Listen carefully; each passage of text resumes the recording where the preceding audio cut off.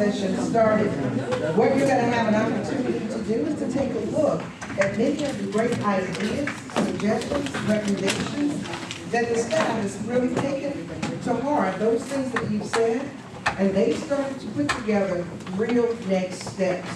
As we look at a vision, where do we need to go? Where can we go? What's going to help us to get there? How are we going to engage the energies, the excitement, plug into the innovations and the creativity of all the people who are part of this absolutely awesome city? As you walk with us as we go through today's session, you're going to have an opportunity to see next steps that we put together as a city, as a management team, the supervisory team, the employees here to help us get to that vision that we've created. Where do we need to be in the next couple of years? And where do we need to be in the next 5, 10, 20 years?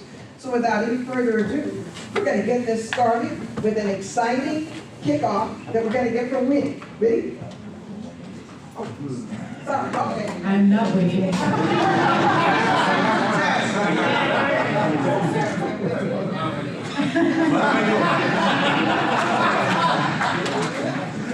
I'm actually here because we need to take care of ceremonial duties, so Mayor Massa. Welcome, everyone.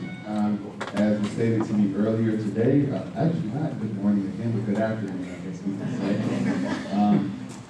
We are in the process, as stated, to take place to look at our strategic financial planning session and visioning to set the course out moving forward. So in terms of our duties for a public meeting, I would like to ask the Madam Clerk to call the roll. Mayor Massa, Here. Commissioner Barnes, Commissioner Chambers. Here. Vice Mayor Colburn. Here. Commissioner Riggs. Interim City Manager Hargrave. Here. City Attorney Smith. Here. Now that the formalities are over, now we're turning over to the staff and Mr. Wood.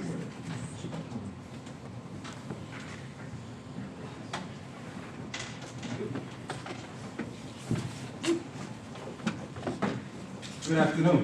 It's been a long 24 hours. Hoping I can stand up and make it through this. Should be all right. I'm here today to give a brief overview on our utilities. And you can see the topic here says how we began. And in order to know where you're going, you got to really know where we're coming from, how we started. This will give us the ideas, definitions, and the plan of action to move forward. Our utility department over the years created, I would say, over $500 million, $500 million worth of infrastructure in the last 20 years here in Miramar. These are the facilities, and I put this animation here to show really what utilities is in Miramar, where the heart is to development. Without utilities, you don't have development. And I know Commissioner Riggs, you're the medical expert here, and these are 4 chambers, I call these heart chambers that's beating, that provide service to our community. And I'm going to go through these facilities one at a time. But one thing I want to also mention to you, I've been here at Miramar now for the last 23 and a half years. And I was fortunate enough to be a part of this building, this infrastructure. It's very dear to me. I see it, I live it, and I dream it. This is my utilities here. So with that said, I want to start off today by talking about our East Water Treatment Plant. That's our first heartbeat in Miramar.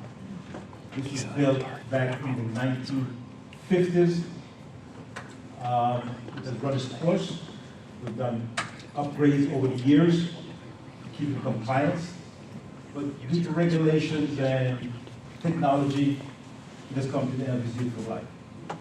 And as you all know, we're in the process right now of doing the renovation.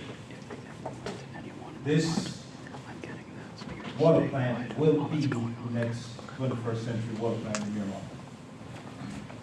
It's now a lime softening plant, and we're going to go to a membrane plant. Currently, this plant serves from Palm Avenue to 441.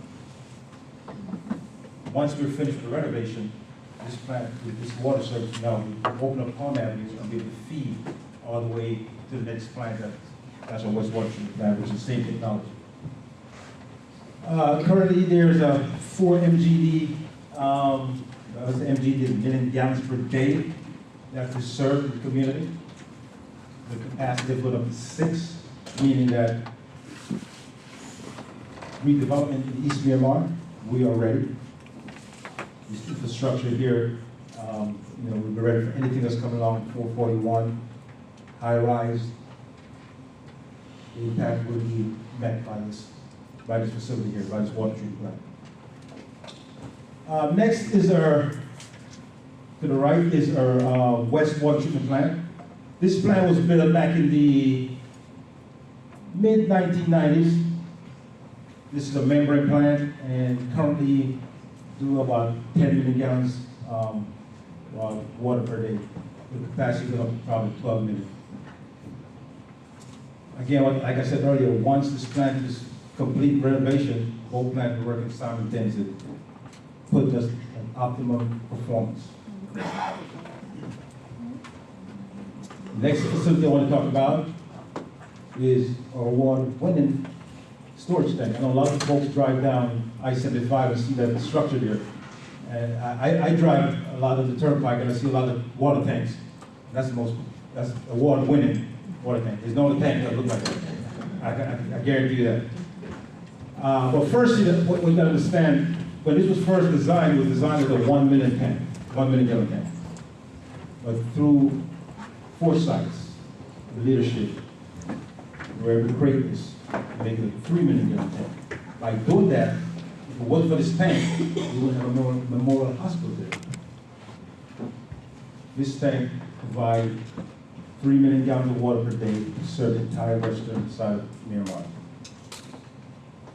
The next heartbeat here is, our next chamber to heartbeat is our wastewater reclamation facility. Yeah, so the next chamber to our heartbeat here is our wastewater reclamation facility. And this is a very key facility to our system, and this takes the entire sewer system in Miramar. I want to say that because back in the early 2000s and beyond, and before that, not all of Miramar sewers come to this wastewater plant. At one point, from Palm Avenue back to 441, the sewer is going to Hollywood. Hollywood is a large user regional facility.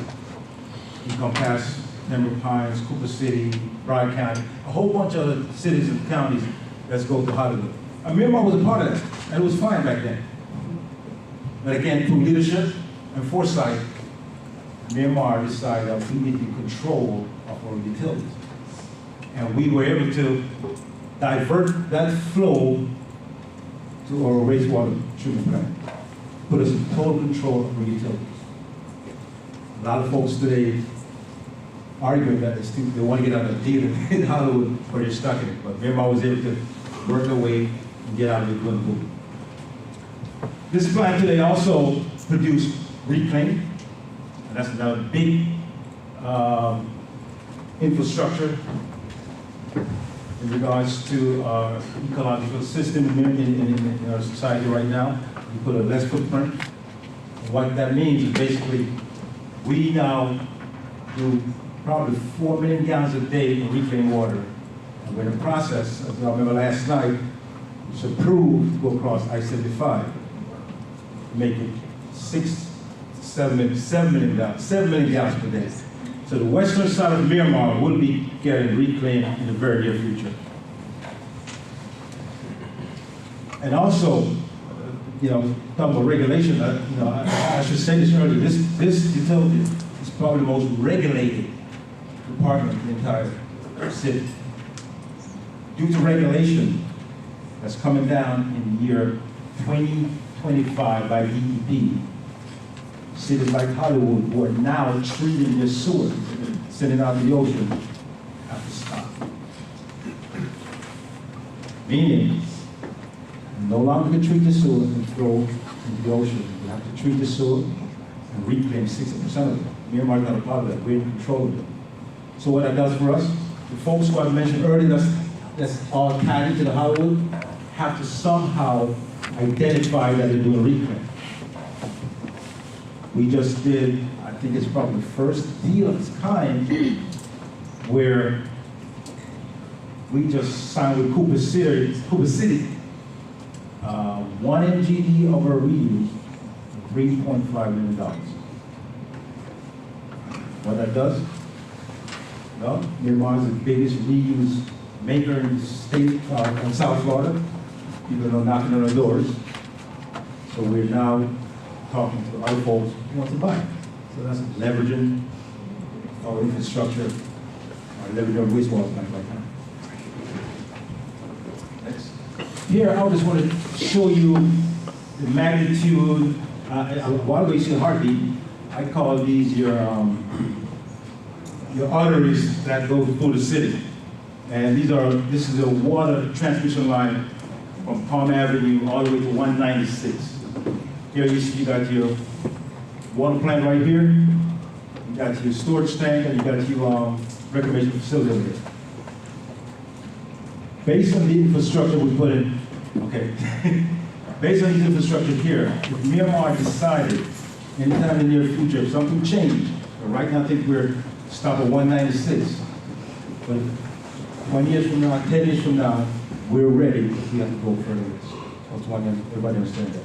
Infrastructure here that we're looking at is ready for future development.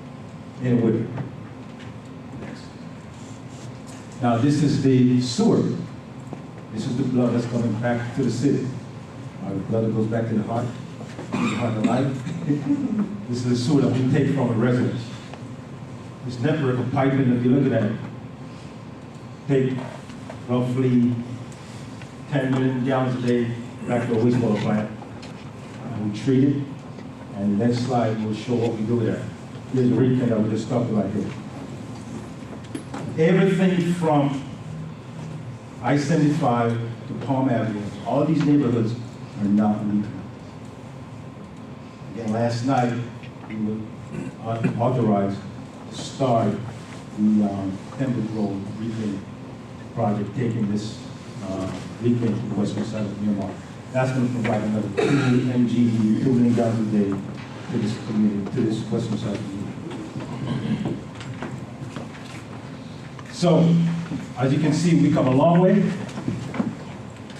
We have built this metropolis community, and we're ready for the future and anything that comes before utilities.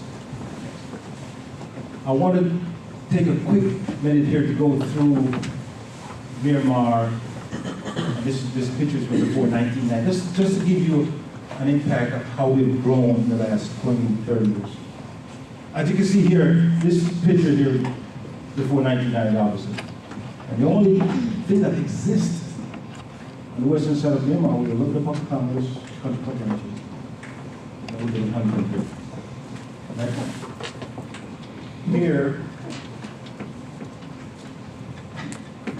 Here, this is between 1990 and 1995. This is just about when I started. As you can see, the Trilogy community came on board. The Civil Age started. Huntington was going on, and public commerce started to get very active. At that time, we brought on 896 units into that 5-year period. Next. Now, between 1995 and 2000, we brought on 5,000 or 5,500 units. As you can see, Silver Lakes finished build out, both the north and the south side. Sunset Lake started, Nautilus started, the Silver Shore started, and the Village of Renaissance and Evelyn, all those communities start coming on board. Next. Now, this is where Miramar really blew up. We all heard Miramar was 1.1 fastest growing city in the entire country. In that 5-year span, there was over 12,000 units came on board. I'm telling you this because I was out in the field those times. I could not put streets down fast enough in the street. There was so many COs, so many requests coming in. It was just unbelievable. But as you can see here, Sunset Lakes community is in, Riviera Isles, the Nautica is in, you know, Silver Shores, all these communities started. The Sky community came in. And it was a very, very challenging time. I can testify to that. It was a lot of work, 12,000 units over a 5-year span. Next. So between 2005 and 2010, we taper back down, we 4,500. That's still a lot for some communities. 4,500 units in a 5-year period. Silver Falls came on board. You know, Silver Shores, all these other communities came on board. Next. And here we are today, from 2010 to 2018. I would say that's another 2,200 units came on board. So we've grown. And that journey that I'll show you is where, from we started, 1998, 52,000 residents. Today, 2018, 140,000 residents. So with that, as I said before, I'm a fast-growing community. And I say, Sean.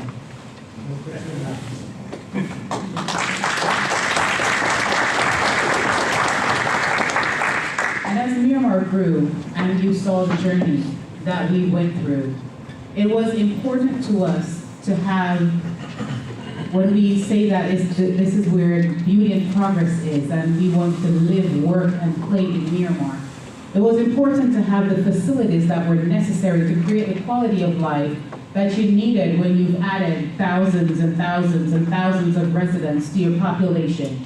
And so if you look at this slide, you can see where we had some city facilities that were constructed. We see Town Center, we see the Miramar Police Headquarters, the Miramar Regional Park, fire stations, we have the adult daycare, and of course the amphitheaters there also, because you really needed, when you have this many people, there has to be somewhere for them to go on the weekends and then after school for them to get that quality of life that you're developing for this population. And so as we grew, just like ACM Gordon said, we became one of the fastest growing communities in the state of Florida and in the nation. We were twice named one of the nation's best places to live. This was in 2006 and also in 2008. And we have been showcased in several publications, the Wall Street Journal and Florida Trend being two of them, because of the growth of the city of Miramar and what we were doing, what we looked like. Miramar is also at the forefront of growth in Broward County, especially in attracting and retaining, which is important, Fortune 500 companies. And so many of those companies currently call the city of Miramar home. And this slide will show you some of them: Royal Caribbean, Carnival Cruise Lines being some of them, Clear Channel Communications. Now we often say, you know, when we apply for grants and so on, and we are asked to give the justification of what do you have to offer and how are these funds going to be used. What we're doing right now is developing what we call an asset bundle, that putting all these together so that each of our departments can have substantial information. We have it, we know it, we're here, but how do we let others know so that when we go and we say we're applying for $500,000 to do something, we're letting them know this is what we've done, this is who we are, this is where we're coming from. So we have the expertise, we have the infrastructure to take the city where we want it to go using the dollars that are entrusted in us through grant funding. And so with that, we're going to have Mr. Harvey to come right now to talk about our comprehensive plan and how that structure all works in with the development in Miramar.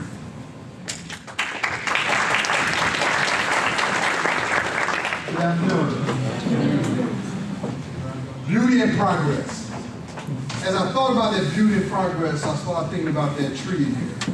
And I started thinking about how could I reach the commission, how could I reach the staff to come up with some kind of analogy to bring it home so they can see how everything ties in together.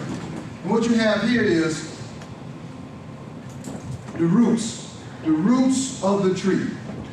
The roots of the tree, you have these roots, and each one of them represents elements of the comprehensive plan. If you just think about this here. Transportation, housing, public school, utilities, recreation, open space, capital improvements, all of these are part of the elements of the comprehensive plan. For so long, we have ignored the reality that the land zoning, the land use, all of those things are relevant. I think last night everybody started realizing there was something that everything kept coming back. The same word, comprehensive plan, comprehensive plan. If you didn't know, I think you got a good feel last night because we were there till 1:30 hearing about the comprehensive plan. Well, let's make it real because that's where it starts at. The commission in 1989, it started off with the comprehensive plan in there and was adopted. But I'll let Eric tell that story. But I also want to tie in something else. Because of the comprehensive plan and its elements, it also ties in to these leaves, these branches. And each one of these branches tie into these elements. Because you got public works, you got cultural affairs, you got finance, you got social services, you got procurement. All of these elements are connected to the elements of the comprehensive plan. You see, once you decide of your density, once you decide of your zoning, then there are requirements. There's a requirement for fire departments. All right? Well, we need a fire station. What does that mean? She says, well, I need 30 firefighters. Well, that's all part of what the commission has to deal with. The police department, well, if we're growing and we're projected to have a population of 150,000 folks in there, what does that mean? What does that mean in terms of your infrastructure of your departments? So all of these are connected. Those decisions that are made here by the commission ties in with what the department's going to have to do because there are requirements. As Eric will tell you, it's talking about the quality of life. And the whole comprehensive plan is about the quality of life. So let's talk about, let's being real about how we engage both of these components to take the city to the next level.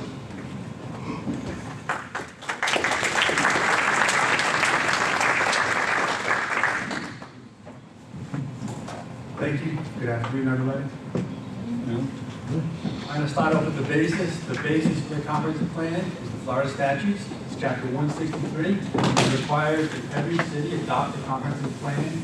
It's the blueprint not only for development, but it's also the blueprint for our departments and what they do, our budget, as they build budget every year.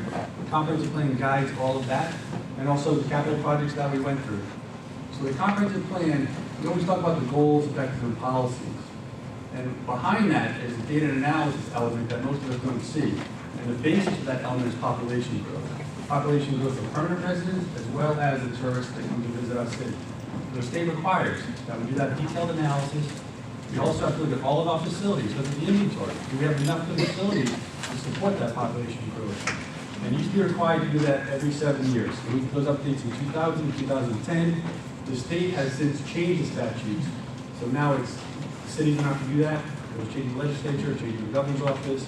So now it's optional for those updates. But we are going through our land development code update now. And once that's finished, we expect to update the comprehensive plan with a big update of that also. This is straight from the statute. So statute 163.3167 gives us, the city, the power and responsibility. So we have the responsibility to plan for this future growth, to guide future development, and to adopt appropriate land development regulations and elements. Elements meaning those elements of the comprehensive plan. To maintain, support, to establish support, and maintain instruments and procedures. So the elements. I'm going to go through some of the elements of the comprehensive plan and show how it's integrated into the departments. The statute requires us to have a future land use element, a transportation element, a capital improvements element. But we have the ability to use the comprehensive plan for more than that. We can add things like some cities have done, an economic element, a climate change element, a sustainability element. So we can create more elements and more policies depending on how we want to grow. First, I'm going to talk about the comprehensive plan of the City Commission. Last night was a perfect example, as we all know. There are adopted policies, goals, objectives, the comprehensive plan. And each time we do a development application, staff goes through and looks at those policies, goals, objectives to see how it complies or doesn't comply with the comprehensive plan. And here in Broward County, there's an additional layer that we also heard about last night, Broward County. So every time we amend our plan, Broward County has to amend their plan. So they have a set of goals, objectives, and policies that they look at to change and see if it complies with their set of rules. One that we're going to hear more and more about is affordable housing. Affordable housing, affordable housing. Broward County now is going through analysis again on affordable housing. So probably in February, March, we're going to make more recommendations on that. The cities will have to adjust to that.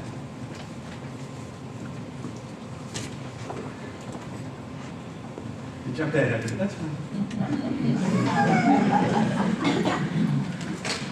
The comprehensive plan of the city manager's office makes recommendations. The departments work on that also. We all work together. Recommendations in volume 1, what should go into the goals, objectives, and policies. And also very important, the city manager's office ensures that we have the resources. So staff has, whether it's staffing and materials, to do the analysis. On last night's application, for example, we heard that there were a couple of traffic consultants that had to be used in this project. So there's a process to getting that funding done through the comprehensive plan process for amendments. The comprehensive plan in the city clerk's office. When this first came up, the tree, when I first saw the tree, we kind of struggle sometimes to think about those support departments. But as you get into the comprehensive plan, you start to read some of the policies a little bit more closely. On the governmental coordination element. Everything that we do, very important, is relationship with the school board, whether it's the NPO, Broward County especially, we're always working with them. So whatever we adopt, we get transmitted and sent to them to maintain those relationships through the clerk's office is very important. Community economic development, which I would say is the heartbeat, not utilities. And my good friend Norm has something later on. That's all I'm saying. So our department has several different sections. One is long-range planning. And this is our staff that maintain and update the comprehensive plan. Current planning, this is probably the one that we're most familiar with. That's the site plan, the zoning applications, and economic development, business attraction, and redevelopment. Housing rehabilitation, and for the future land use element, the housing elements, and within the plan, there's policies about providing a variety of housing types, making sure that we have housing for our seniors, affordable housing, and making sure that it's close to where they live. The building division, every time there's application that comes in, it gets reviewed by zoning, and they check it against the comprehensive plan, and of course, the zoning code. Also, Broward County looks at to make sure that it's complying with their requirements for plating and their comprehensive plan element. You have to get stamps on those permit plans from Broward County. And sustainability. This is a program that we've been growing quite a bit. And all of our review process now, you'll often see a requirement for sustainability measures, whether it's the white roofs or the air conditioners that meet certain energy requirements. And of course, the community garden, which is great because the comprehensive plan talks about bringing people together, quality of life, activity centers, and that is a great place for activity, multiple generations. Cultural affairs in the comprehensive plan. Goals, policies, objectives, and they're talking about protecting our cultural resources, even specific policies about art and sculptures in the Trans-Orange Corridor, the easternmost part of the city, to try and create more activity. And attracting tourists, and also a policy to attract, identify historic resources. Engineering, they are a key component of all of our reviews. Traffic reviews, road improvements, make sure the roads are safe, coordination with Broward County, traffic signal timing, Broward County controls all the traffic signals, we can make requests, it's up to them whether they want to do it, and then impact fees. The comprehensive plan, statutes actually, it starts with the statutes for the impact fees, and then we also put those policies in the comprehensive plan which allows us to levy impact fees on all the developments. Financial services. Our plan is actually pretty strong compared to other plans on the components related to financial services. There's expedited policies in there for federal, state, and local assistance after hurricane relief, the financial analysis and funding policies. There's information about independent audits and the identification of revenue sources and specific accounts are also in the comprehensive plan. The fire department in the comprehensive plan. Emergency shelters were required in the comprehensive plan to have emergency shelters. Meet capacity for our growth, for the residents, if people need to evacuate, whether it's from Broward County or Miami-Dade County. Although there's not a specific level of service standard like we have for parks and water and sewer, there are policies that require that there's adequate fire service for each of our developments. That's one of the reasons why the fire department and the police department are all on the development review committee. They participate, make sure that those projects have enough capacity for fire and police services. Hazard mitigation policies, water supply. Of course, there has to be policies for water supply for the hydrants to make sure they can put the fires on a certain amount of pressure, make sure it works. And again, impact fees. Human resources, healthy population. Healthy population lowers our insurance costs. There's policies about that, making sure that we're all active, walking, biking, and of course, providing the workforce so we can implement the comprehensive plan. Management and budget. Policies that you may not think of that are related to management budget include redevelopment policies. Oftentimes, where the infrastructure is already in place, infill redevelopment, it can be cheaper to service those projects later on. It's financial analysis, funding policies for the capital improvement projects, revenue projections, revenue generation, like we talked about earlier, selling those credits for water resource, and then the impact of capital projects on the budget. So all that has to be analyzed as part of the requirements for the comprehensive plan. The Parks Department, this is an easy one to tie to the comprehensive plan. We talk about the 4 acres per 1,000 residents. You have to provide a variety of recreation options and programs, quality of life. Parks are a key component, not just the building of parks, but the programming of the parks. What do you do in the parks? You know, soccer, baseball, softball, what is it? And also to attract tourists to our parks. Parks can be a very strong component of that tourist attraction. Sustainability, there's even a policy about educating the public at our parks, on water conservation, which is something you don't always think of, but you have a captive audience, so let them know those sustainability policies. The comprehensive plan of the police department, very similar to the fire department policies that we have, conditions for zone permits to make sure there's adequate police protection, crime prevention through environmental design. This policy is about how do we build these projects. Are you going to put a 6-foot wall? If you put a 6-foot wall, then you can't see into the development project. There could be, things happening, burglaries and stuff. With a 4-foot wall, maybe you can see over. How high is that truck going to reach? Things like that. Make sure it's safe. Code compliance. Code compliance is very important to comprehensive plan because we have to maintain the appearance of our neighborhoods. And also safe codes and again impact. And code procurement, the services that we may need for our capital projects, implementation of quality of life policies, and if there are goods or services that need to procure to meet the requirements in our goals policy, the procurement helps us with that. Public works, drainage and solid waste, level of service standards, landscape maintenance, maintain our groundwater quality, canal maintenance. We had the projects with those tubes, those GO tubes that we're not talking about so much. That's also important to maintain that water quality. Sidewalk repairs, and even the shuttle service that we have, providing shuttle service to our seniors and other people that may need it. That's also important. Social services, providing different types of housing options, housing near the services so that people can walk and bike and get there. And that not only is very convenient and healthy, but it cuts down on the cost of the housing. A lot of times people talk about the cost to buy a house or rent a house, but you also have to include the cost of your transportation. If you have to buy a car, that is an added cost to a household. And making sure we have facilities for all ages, children as well as adults.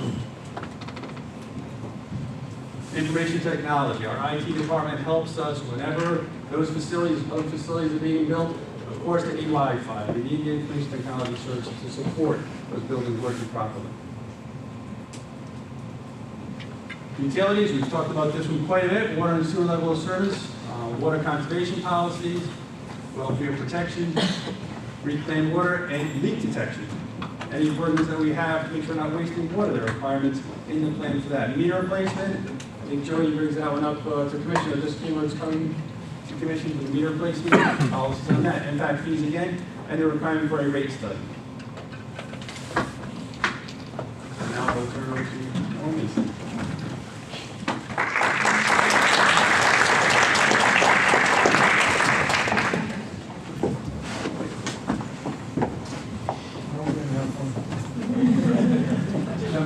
Good afternoon. I've been waiting to get you in the classroom, so this is my own. So we have some issues to address here. In the classroom, like I say, I go through all the information and give you what's going to be on the test. So our exam will probably be Thursday, December 6th. If you pay attention, you'll pass it. Usually, I ask the class 2 questions to see what their background is. Number one, those of you who have taken this class before, don't yell it out, including interim city manager Cross.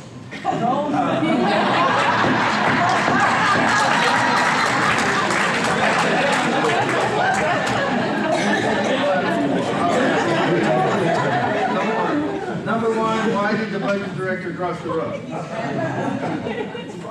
To look for more money on the other side. Second, why did the budget director fall off the bridge? That's true. He lost his balanced budget.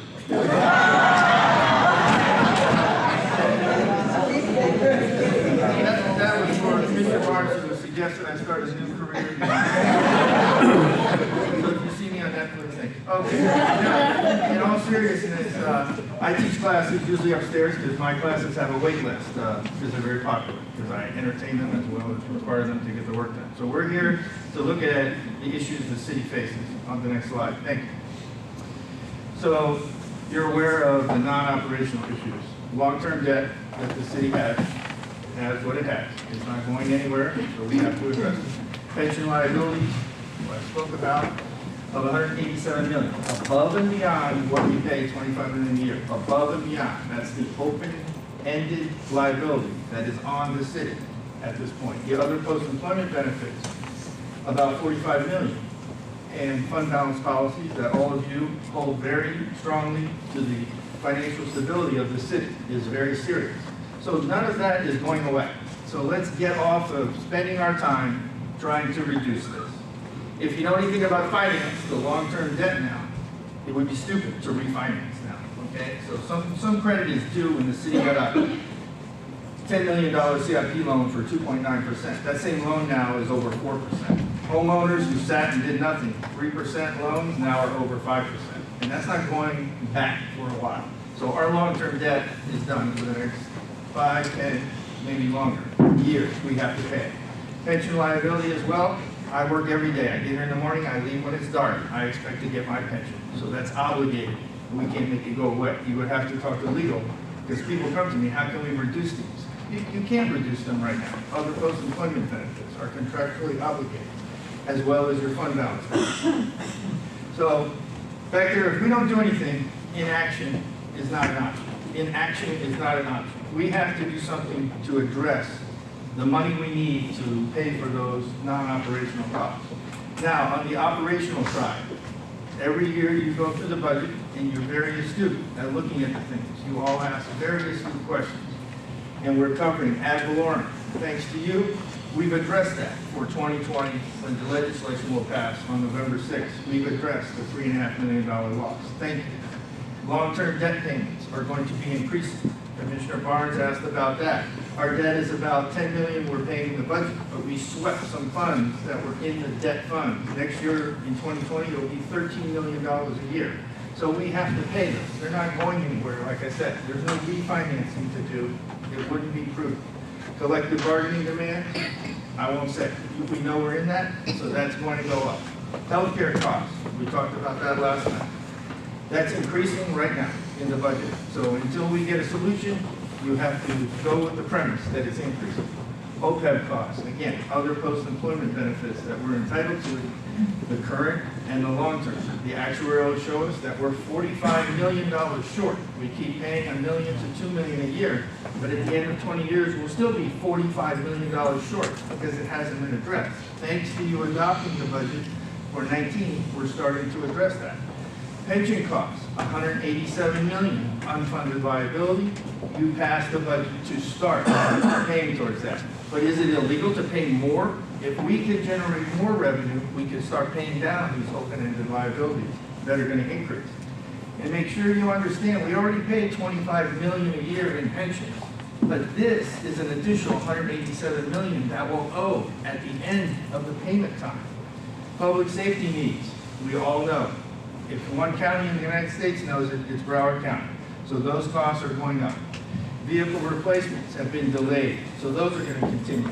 And then CIP funding, we have to realize as projects come online, there are costs associated with that to maintain our facilities and maintain the project. So operating costs go up in the budget related to CIP projects. So those are the costs operationally that we have to budget for every year, along with paying for those first 4 issues I showed you that are non-operational: debt, pensions, OPEB, and your fund balance. Now, budget challenges immediately that are starting right now. I showed you in 1993, the total budget for fire and police was $10 million. Now, it's 85.7. It's gone up $75 million a year in 25 years. So my simple math, the next hit is $3 million a year. When I got here, I told you I was going to reduce the fire and police budget $5 million a year. I failed. I realize now that I can't reduce the fire and police budget. We can't, because the costs I'm going to show you are going up. We'll maintain and we'll get in the weeds every day looking at police and fire budgets, going to their meetings. I thank them for attending their briefing meetings. I understand what they face now. 2 worlds, the real world and the internet world. They are expected to follow every threat on the internet and make it stop. I've gone to 11 or 12 cities in the last year, and I get so tired of hearing people telling me the city of Parkland, it should have never happened. They should have stopped that before it happened. Okay. How many threats are on the internet right now that have to be checked out? Police have to go to the scene to investigate, is this a real threat? Does the person have the equipment, et cetera, that they're threatening to do whatever they're going to say they're going to do? So the police, I have come to the reality, they have to now police 2 worlds, the internet world and the real world. And beyond that, go talk to them. There's another internet most of you may not know about. It's another internet, that's the underworld. A lot of stuff goes on there. So my point is, we're not going to stop this train, okay? So we have to face up to the fact, with collective bargaining as well, police and fire budgets are going up $3 million. Some people ask me why. Well, you approved the collective bargaining, and that's 86% of the police and fire budget. 86% is benefits and salaries. The only way that you can make police and fire budget go down is cut the staffing. 90% after this next collective bargaining hits that's going to be ratified, police and fire will be 90% salaries and benefits. 90% of their budget. I'll say it one more time, 90%. There's things like fuel, insurance, we can't cut that, right? How are we going to get rid of fuel? So there are other costs. So when you add up those things, you're at about 96% of their budget you can't touch unless you reduce the staff. And so I'm not the person to stand here and say, we can reduce fire and police staff. Are you kidding me?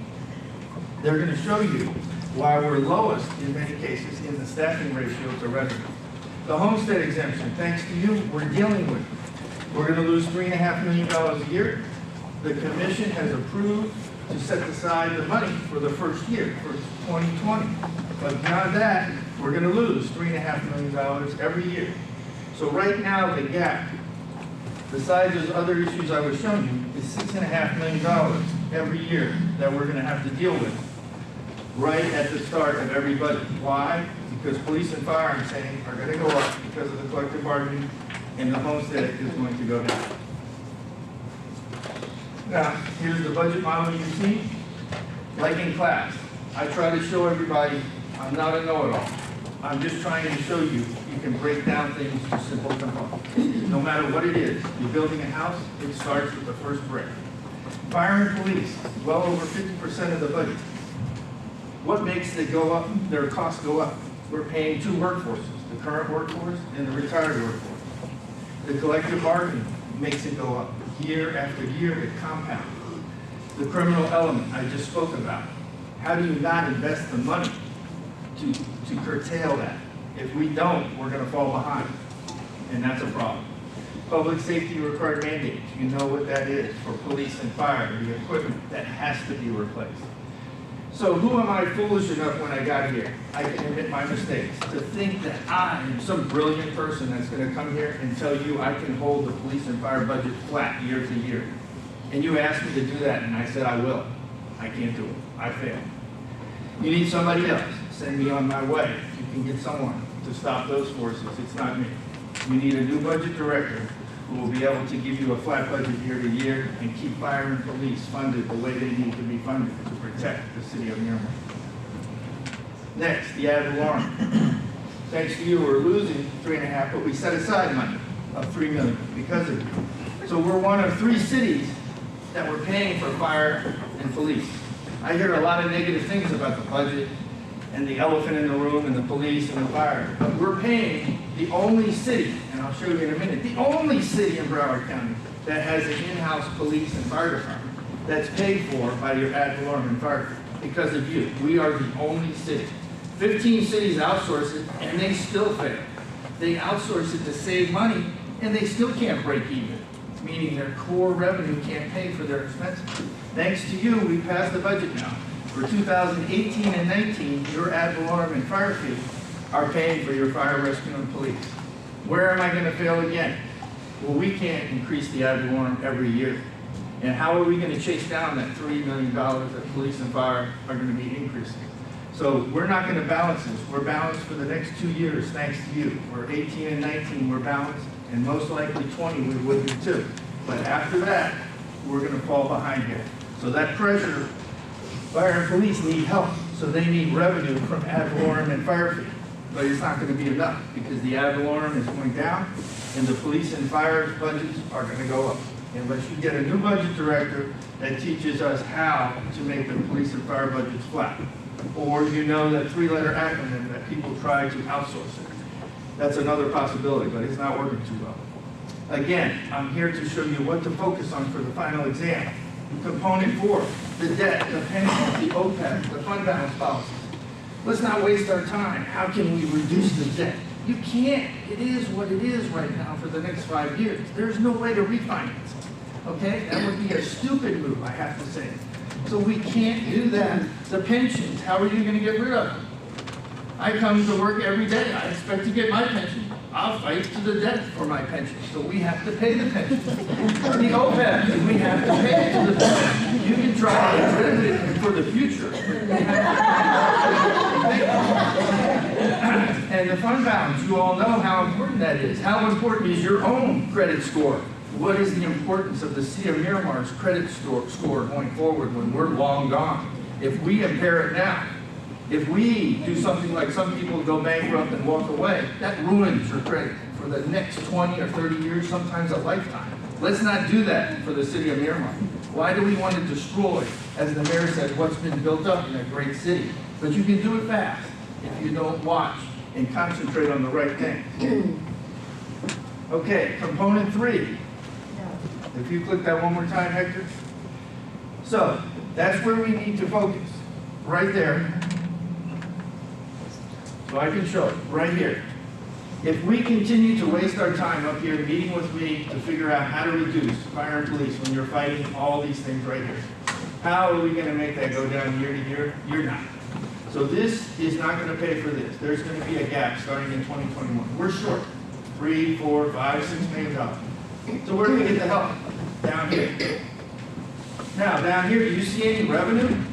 This is all cost. Debt, pension, OPEB, and fund balance. I have to say it emphatically because I care about this stuff. Like I teach students how to build their financial life, and you have to make sacrifice and work for it, but still have a good time. So this is where the good times are, but we've got to pay for everything here. This model shows you you're short and unbalanced here. There's no help here. This is all cost. How are we going to offset that? Well, you say you have to reduce it. Okay.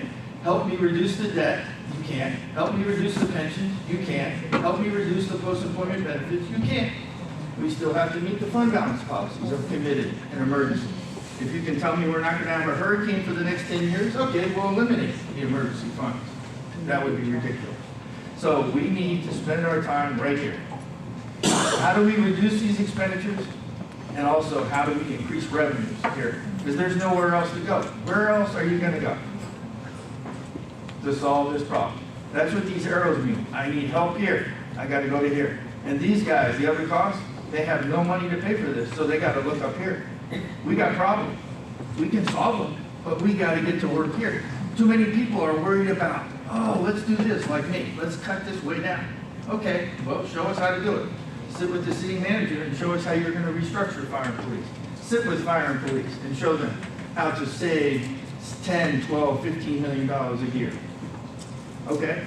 So, this is the gap. Like I told you, police and fire is gonna go up $3 million a year. The ad valorem is going down $3.5 million. You say, well, there'll be growth and valuation. I understand that, but you're still losing $3.5 million of revenue, no matter what your valuation comes out of. You're not getting that back, because I'll be dead before it changes from $75,000 to go down. So your homestead will be $75,000, next time it'll be $100,000. Other costs, I just showed you, $15.5 million. We pay about $13 million in debt. You know what you did, a good thing, setting up about $1.6 million in pensions. We're gonna put a trust for that, and $500,000 for OPEB. You add that together, it's $15.5 million. So we need $22 million each year, right here, to solve this problem, the whole problem. And we gotta get to work right here, because this can't help us. Now, here's the 10 departments: CED, Cultural Affairs, Financial Services, Human Resources, Legal Services, Management and Budget, Parks and Rec, Procurement, Public Works, Social Services. That's what the visioning to me is. How are these gonna look? How are they gonna operate in the future? Because we gotta get to work now. Not tomorrow, not next year, now. To figure out how to restructure and also how to add revenue. Doesn't specifically have to be in each of these, but we've got to come up with revenue ideas to help support these, and we've also got to reduce expenditure. When I teach finance class, I don't teach people just get a second job and all your problems will be taken care of. You've also got to control your expenditure. Don't walk around with your debit card, spending your money on whatever you want, and then the rest goes to your retirement. No, that's the wrong way. The retirement comes first. Your emergency reserves come first. Then you use your debit card for whatever you want to spend. We got to fix this now. We can't keep using our debit card because there's nowhere else to go unless police and fire can pony up money and help solve the whole thing. But I don't see that happening. So we've got to go here. Okay. The other issues, real quick, to make sure that we understand what those are. The government debt, $217 million in this city. It is what it is. We built what we had. If we paid it down 20 years, it's $10 million a year. Next year, or 2020, it's going to be about $13 million a year. But we have to pay it, and it'll be paid off in 20 years. That's the good news here. It'll be paid off. The pension, $187 million. That's the unfunded liability the experts are showing us. That's what we're going to owe at the end of 20 years. People tell me it's getting better. This number used to be $132 million 5 years ago. Now it's $187 million. So it's not getting better. So we have to pay $9.3 million. What did we do? We established a policy to put what? Thanks to you, $1.6 million. We don't have $9.3 million. But if I had my way, we would budget $9.3 million to make this go away in 20 years. But we're trying to start somewhere. The OPEB is $45 million that people are going to be owed. At least we set up $500,000. I would rather pay $2.2 million into that each year to make sure it goes away in 20 years. But we don't have that. So instead of $22 million, I just showed you on the previous slide, $15.5 million we're spending to address these. Okay? That's not a failure. It's not perfect, but it's a lot better than doing nothing. So we've been paying debt, but now we're at least addressing these two to the tune of $15 million a year. When? 1 year, 2 years? No, for the next 20 years. So we can sit here all night to figure out how to make that go away, but it's not going away. Any more than Father Time or Mother Nature.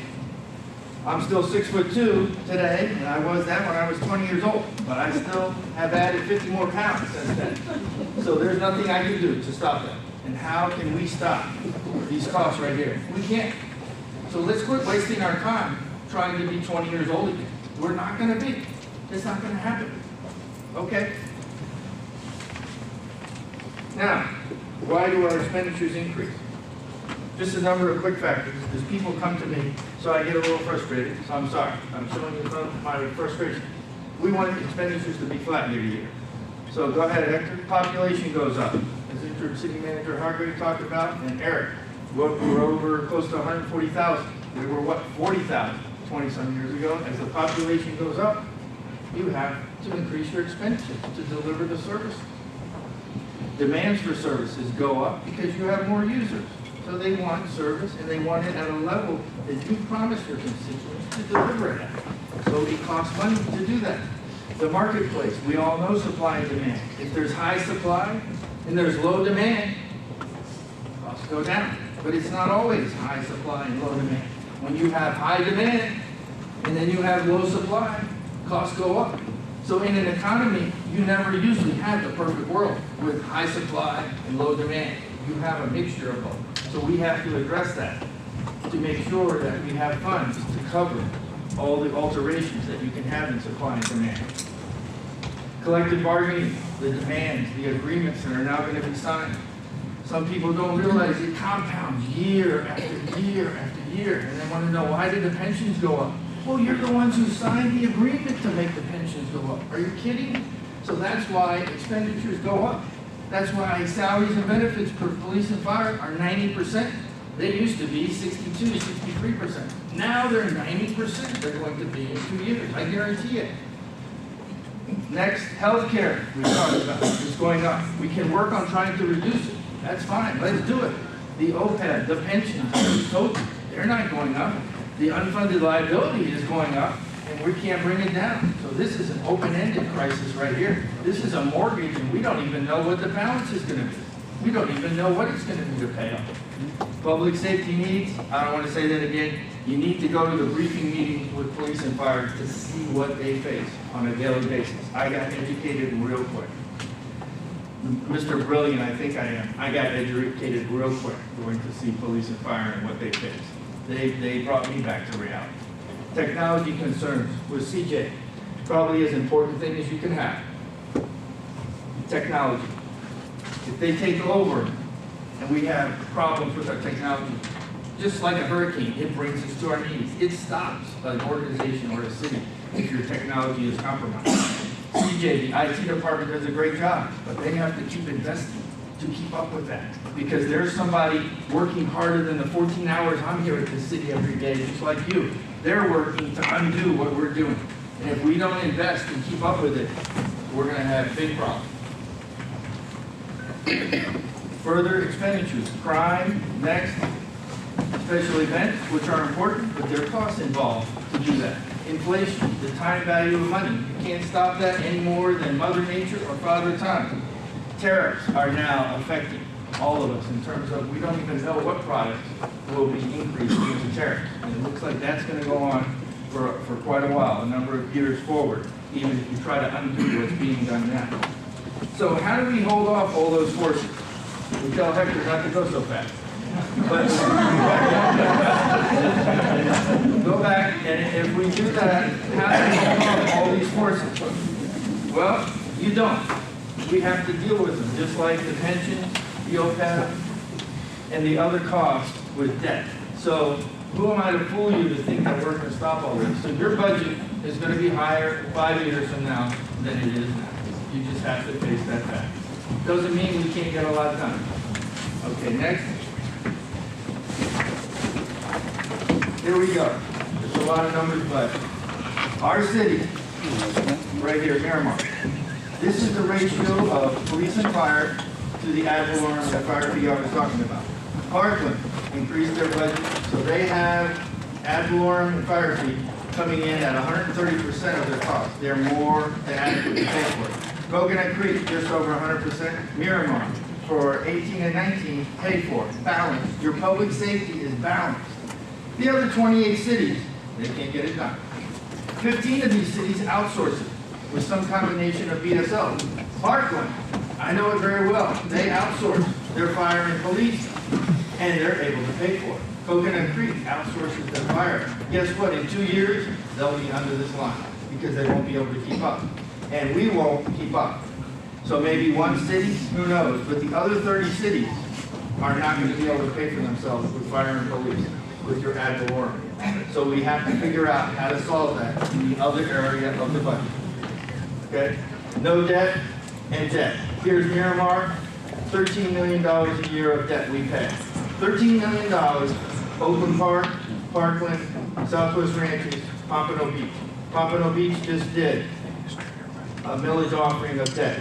$171 million, they're going to turn green when I update this. Oakland Park, doing $71 million.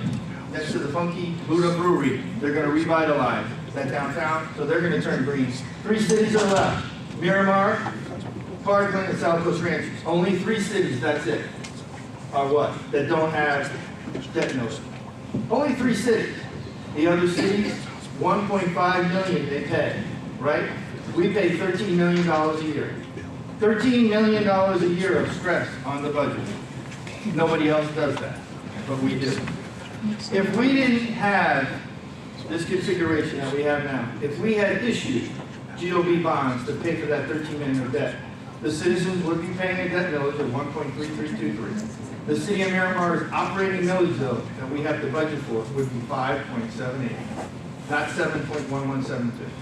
You and I wouldn't have to sit here trying to find $13 million in the budget because it would be paid for right here. The citizens would still pay it, but it would be paid for right here. There wouldn't be the stress on the budget from right here. The stress would move down, taken away by this, and we'd have $13 million of additional fund balance or additional revenue versus expenses. So I went to a summit in Washington, D.C. in May. We're not alone. 200 cities, it's not all doom and gloom. They face issues of constant enhancement of recurring revenues. Following me soon will be Reverend Baker to talk about that. We need to enhance our recurring revenues. They also have a Department of Shared Services in the federal government. It's only set to figure out how they can share services to collaborate between departments. So we need to do that between cities. What can be done to reduce expenditures by collaborating between cities? Proven business principles, what does that mean? We need to work on both sides, the revenue and the expenditure side. It's not prudent to work on only one side. Secondly, our debt is not diversified, so any future debt has to be done through GOB. Don't add to the debt problem that we have now. And we have to become more results-driven. Let's not sit and wait till we're reaction-driven, that the problems are insurmountable and we don't do anything. Our vision needs to start today, so we can look at where we're going to be, not react after the storm has already hit us. Let's get ready and now and get to work on fixing the problems I've already talked about. So next, we're going to have Stantec. Previously was Burton and Associates, so Eric and Peter are going to further validate through their model what I've been saying and showing. Thank you.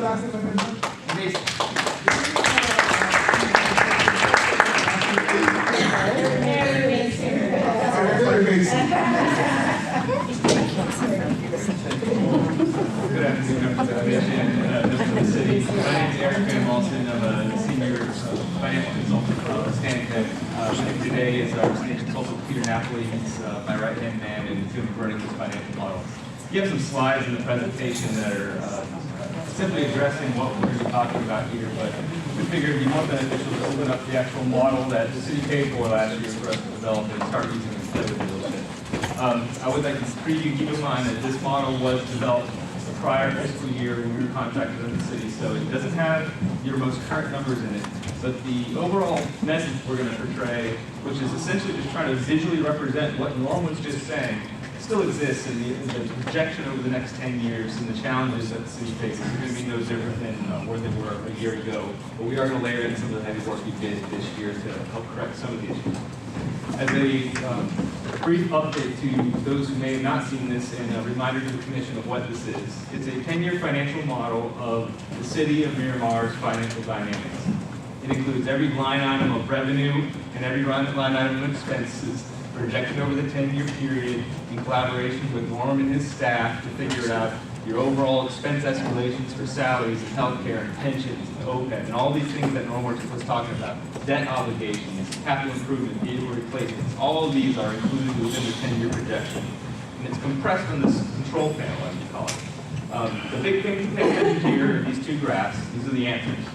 This graph on the right represents all cash coming into the fund. This is general fund only. It doesn't include any of the special revenue or enterprise funds. All the cash coming into the fund and all the cash going out.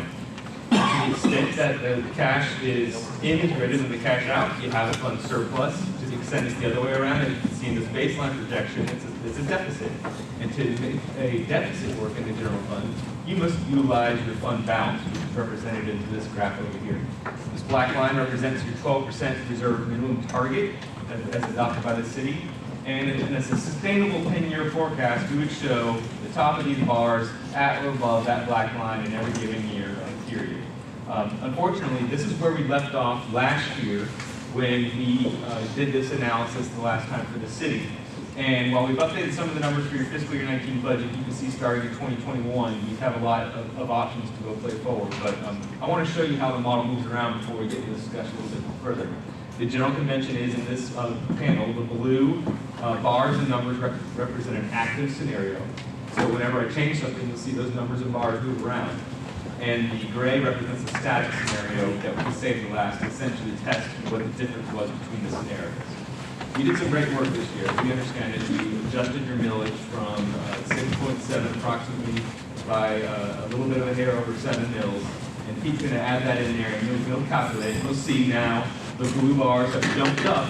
We've eliminated a bit of the gap here in fiscal year 19 and allowed our reserve balances to maintain at a higher level a few years going forward. We also know you adjusted your fire assessment up to a greater cost recovery, and that went a long way to help fund the fiscal year 19 budget and push the point of no return down the road in which these lines cross. We also know, unfortunately, that this November the citizens are basically getting the right to vote on a tax decrease for themselves in terms of homestead legislation. It's going to impact every city around the state as well as here. We've done the math behind the scenes using your property data. We understand it's approximately $3.5 million of lost ad valorem revenues, particularly at this current village. We've calculated it into the model, and we're going to put that in here and show all this good work comes right back down with that homestead legislation passing. This is now what I'm calling our new baseline. If you can say this to last. Compared to last year, it's a good bit better, but the fundamental problem of what Norm just spent a lot of good time trying to describe still exists as we see it within the city. And it's really simple. The slope of this red line is growing at a faster pace than the slope of the green line. Your costs, as we understand them, are projected to escalate faster than the revenues coming in growing year over year. We have very good 10-year average property value growth projected into this model. We don't assume a recession. We don't assume a dip in the housing market under our baseline scenario. We don't assume we're going to get 10+% increases every year, but an average between 6.5% and 5% every year over the next 10 years we feel is optimistic, but potentially likely given the way the city's trajectory is on a good trajectory for growth.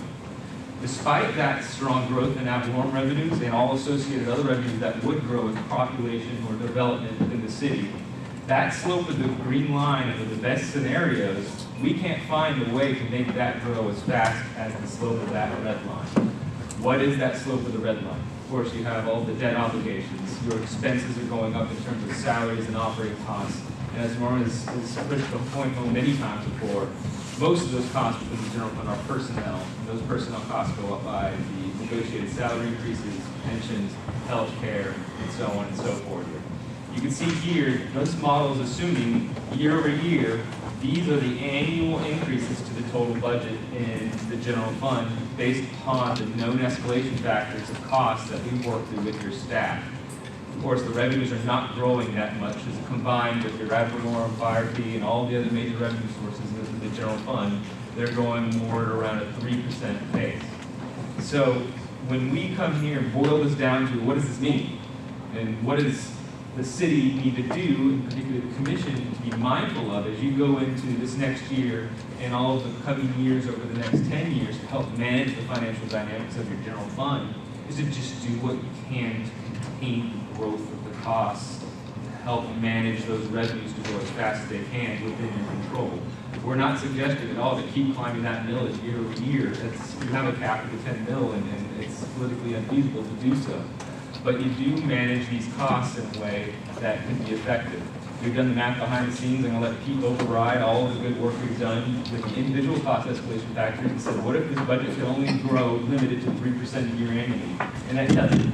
That creates a sustainable looking curve to where all the cash in is growing at the exact same pace as the cash out. You maintain your reserve balances above the 12% mark over the 10-year period.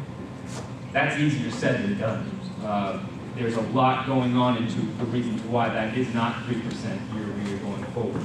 The known escalations of salaries, health care, pension liabilities, debt service, and so on are greater annually than 3%.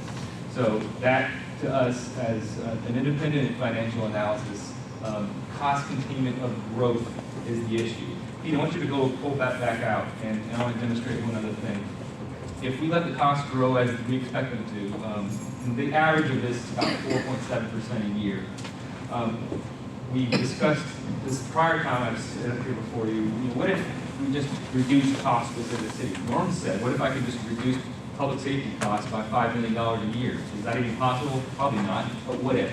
I want you to take $5 million out of the budget in 2020 going forward, and that's going to escalate by your cost escalation factors. That helps for a couple of years. That's a large chunk of your budget if you can just somehow reduce it. But it doesn't solve it, because all it did was pull the red line down, but the slope of it still exists as the issue. The costs are still going to grow even $5 million less year over year by a percentage that is much greater than the slope of that green curve. So it's not even necessarily the total cost number. Not spending X million dollars a year is the problem. It's the change in that X million dollars a year, year over year, that we see from an independent perspective as the major challenge the city's going to face financially in the general fund going forward. So we'll be here for the remainder of the discussion to display any scenarios within the model that you may want to look at. You can understand the dynamic of it, how it moves around, and we have so much data in here, it's almost exhaustive to explain it. But now that you've seen how it works, I just wanted to reiterate some of the normal points and to just stress that from our perspective, cost escalation is the biggest challenge we can see going forward.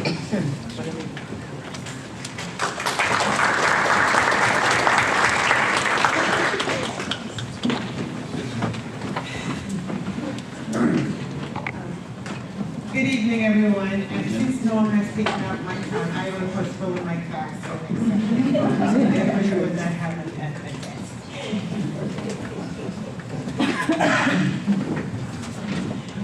Thank you for your patience. We have went through such a long night, a long morning, and we still are there. Sure, Commissioner, you hold it up? Yeah, hold it up. You gotta hold up all the way to the end.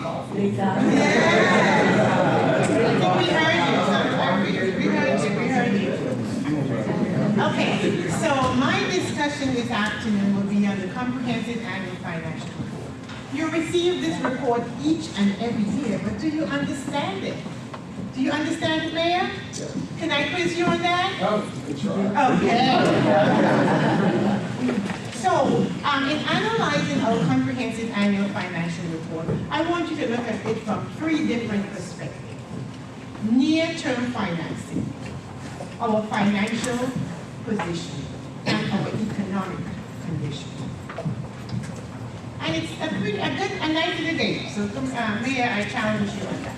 So when I talk about near-term financing, I'm talking about, will the city be able to pay its bill? And will we be able to do it on time? That's what you need to look for in your report. Focus exclusively on our fund financial statement. And I put a sample of the fund financial statement here. Unfortunately, no one brought their capital with them. Did I see the hand of anyone who brought the comprehensive annual? Okay, no one did. So we have unreserved fund balance. Is it enough and is it available to meet that near-term financing?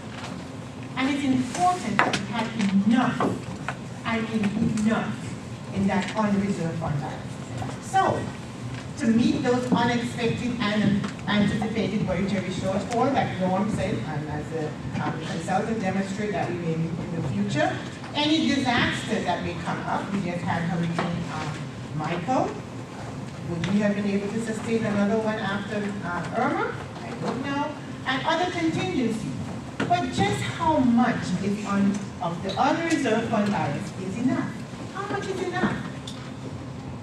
And they always say you have extra in your fund balance. You have extra in your bank account, so when those times come. Thanks. So our financial position. When you look at it from a financial perspective, you need to understand. Is my government, or is my city, or is the city of Miramar healthier than it was last year, or is it deteriorating? And you will find that if you look at it from our government-wide financial statement. And this is what our government-wide financial, it tells a pretty picture. It really does. But nobody understands the picture, and nobody knows how to interpret the picture. So, when you look at it from that perspective, you need to find out, Is my net asset changing from year to year? Is it going up? Am I adding to that fund balance? Am I increasing? We talked about infrastructure from year to year, how in 1997 we had zero infrastructure. Now we're over $400 million worth of infrastructure. So yes, we are getting better. We are healthy. We're not deteriorating, as you can see. So you need to compare the fund balance year over year and understand what is causing it. Next slide. Our economic conditions. Is it likely that today we will be improving or deteriorating? And most of our economic condition is right within that report.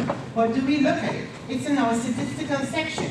It talks about our population, how we're growing. It talks about our unemployment rate. Is it being reduced year after year in the city? And that's important to us. So if our unemployment is being reduced year after year and our population is growing, that means yes, the city is getting healthier.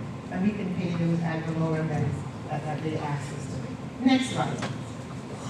So we talked about fund balance, and that's a big, that term has been thrown around so many times, making sure we have enough in our fund balance. There are 5 designations to our fund balance. Non-spendable. It means that we cannot touch that money for emergency. We cannot. It's already set aside. It's a prepaid rent or long-term portion of our loan. Restricted. It's stated that it is there for a particular reason. The outside grantor stated that we need to use it in this particular area. Look at, we're renovating our streets. It's committed. We impose that commitment on ourselves, where we impose setting aside that stabilization policy. And then we assign it to different things like construction that we are going to do in that fiscal year. So what's left is the unassigned. And that's the money that we have, that we can do whatever we want as emergency comes up. So you gotta know, and you gotta make sure that this is more than enough to meet those unexpected challenges that we will need to meet. So as Norm stated, and we just passed our budget, and the commission, thanks again, we set aside $500,000 for our OPEB, we set aside 1% for unfunded pension liability. What we will do now, we will create a trust. We will create a trust fund, and the Government Finance Officers Association recommend that we do that. If we have these liabilities out there, we need to at least set aside those funds. It will be in a separate account, a separate fund.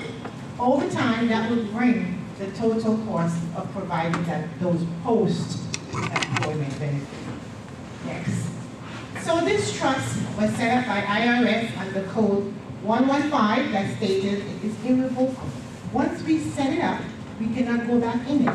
The commissioners, I want to make sure that I emphasize that. We cannot go back into it. We cannot take from this. It is set aside specifically to meet those obligations. And that's the pension obligation, and that's the other post-employment obligation.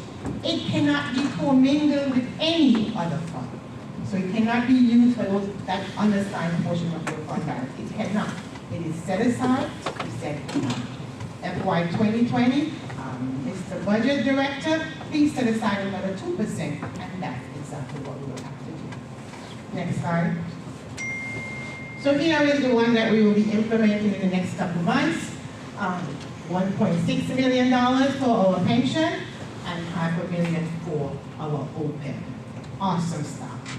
And I like what Norm said. We have to take care of our liability, and it's an awesome beginning. And we will be coming back to commission to designate how we will do that. We're going to manage it inside, or we're going to go to an outside consultant. But this is something before FY19 is completed, we will already make sure we put this aside in that trust fund as was designated. The governance of this trust fund and the administration, you as the city commission, you determine that. You guys have total control. So is it staying with us, the city, or do we go get a board of trustees? Or do you make yourself the board of trustees for this particular? So you have some options. So the city manager and staff will have the overall responsibility to make sure that if the commission says set aside 1.5, 2%, that we do that. Okay? And we will be adopting policy. With that said, I will then turn it over to our healthcare expert, Mr. Randall. interrupt city manager.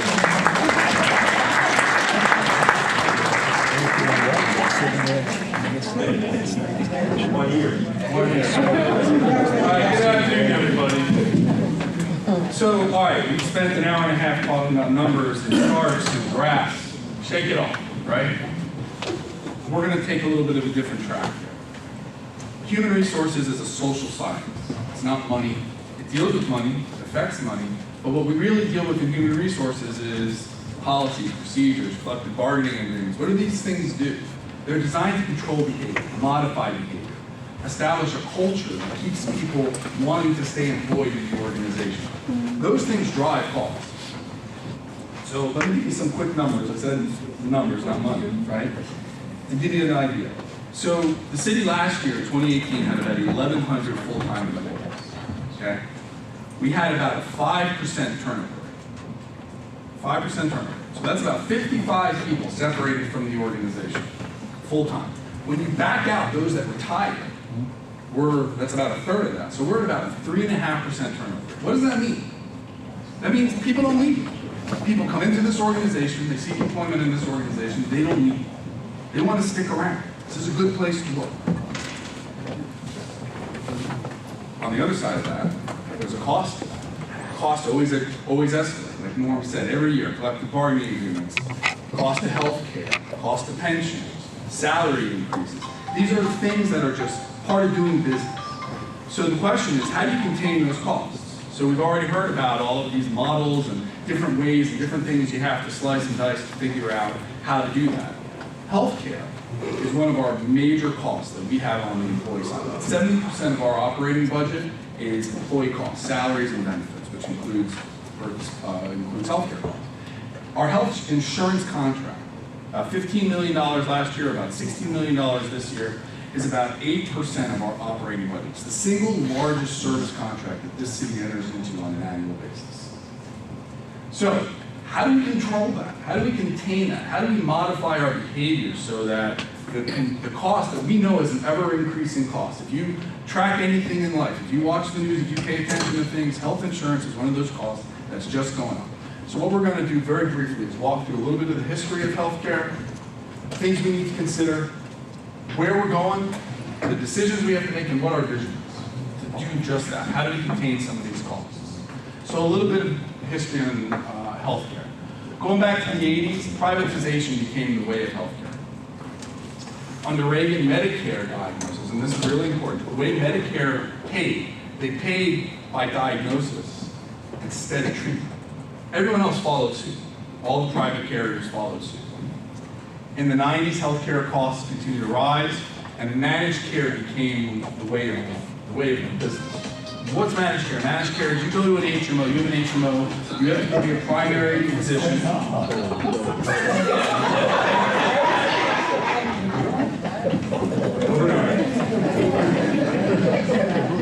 Managed care is you go to your primary care physician, and then your primary care physician looks at what's ailing you, and they figure out if you need a specialist. They send you to the specialist sends the information back to the primary care physician, all in an attempt to control costs. That's managing your care. Managing your access, trying to limit and restrict how much you access the health insurance industry.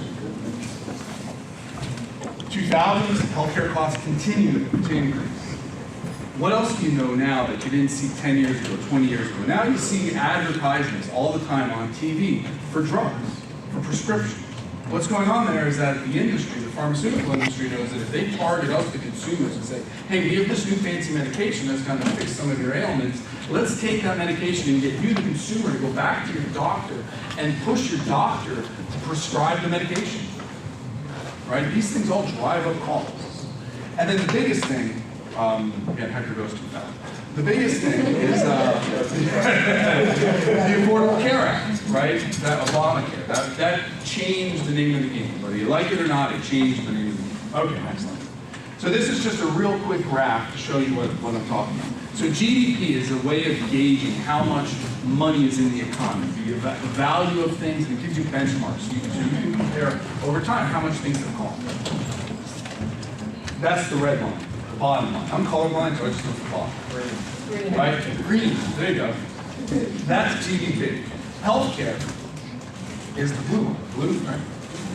It's just showing that healthcare costs for the last 10 years, this chart goes the same way going back over 30 years, has outpaced GDP. So as things go up, how much it costs for fuel, how much it costs for gas, how much it costs to buy staple products at the store, healthcare costs are going up faster than those other costs of living.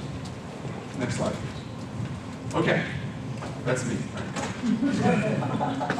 So that was the national picture. What's going on here in Miramar? So prior to 2005, if you were here, I started with the city, I think in 2002. And we had Beach Street.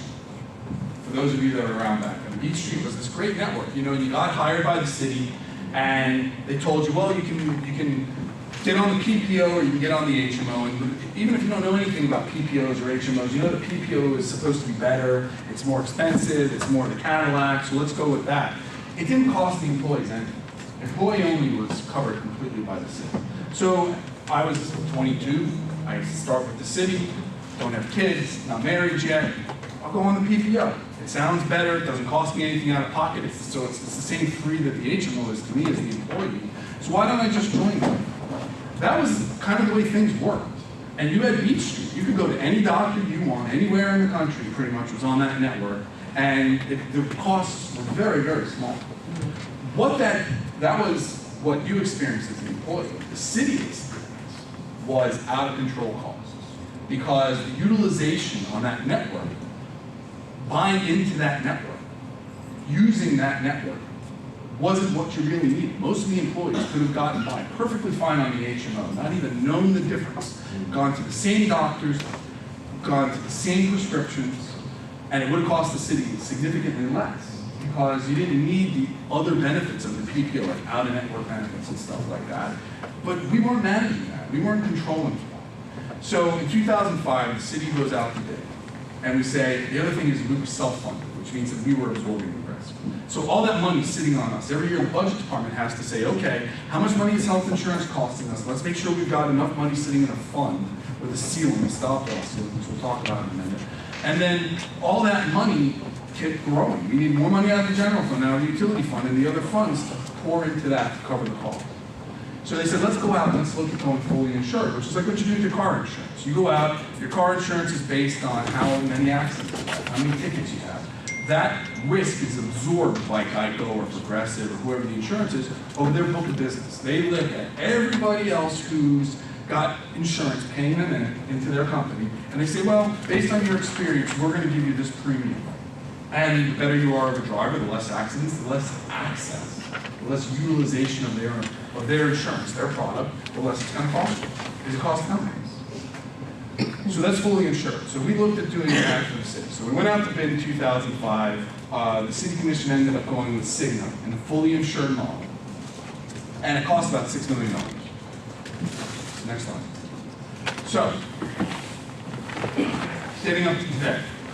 We've moved through 3 contracts. We've had Cigna, we've had Humana, we have Aetna. We had a really strong wellness program going for a while, and that kind of faltered.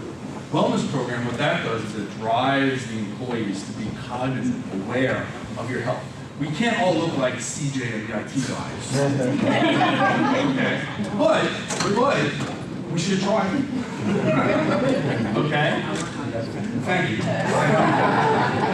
And the costs have continued to increase. We haven't been able to draw a relationship, a correlation between a healthy body, a healthy employee population, and our culture. We don't have a strong wellness program. We don't even track the data. How many employees in here and their families actually go every year for their annual physical? Right?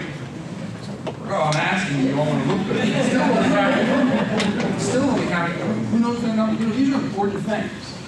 Okay, I'm with you. $16 million. Next slide. So this is just showing you what our cost is versus our premium. So the way it works on something called medical loss ratio. Like that example I used with health insurance. For every dollar that the city spends on a premium, how much money does the health insurance company pay out? The Affordable Care Act set a bar, said you want to be around 85%. That 15%, that means that for every dollar the city pays in a premium, They want the health insurance company to only pay up to 85 cents on that dollar for service. That means that 15 cents is what's left for the company to make their margin, their overhead, their costs of doing business. We have been experiencing in the city for the last 5-8 years around 95%. 95%. So that means that the insurance companies, what are they going to do if the cost of doing business is beyond what the market says it should be? How do they get us back to 85%? They increase the pot. Every time, they increase the pot, so that percentage stays closer to what they want. All right, next slide. So how did we get here? Example, remember I said when I started that human resources is really a social science. It's designed to modify behavior. It's designed to maximize productivity through good choices. That's a big part of what human resources is. So for an example, emergency room business. We did very little for many years to stop the practice of having employees and their dependents go to the emergency room for accidents, for regular, oh, my kid's sick, I called the doctor, they can't get me in for 3 days, my kid's throwing up, I need to get him in, I'm just going to run to the emergency room. Because the emergency room had the same copay as the doctor. I'd rather sit there with my kid crying in the emergency room and get him taken care of. I do. I'd rather sit there and spend the same $50 or $35 or $25 that I could spend, but the doctor couldn't get in to see him. I'm going to sit there in the waiting room at the doctor's office if I can even get in. I'll just run to the emergency room. So we did something. We increased the copay costs for health insurance for emergency room visits, $250. Some of you may have noticed that. But what the heck, $250 to go to the emergency room? Did that curtail you from going to the emergency room? You probably didn't have to.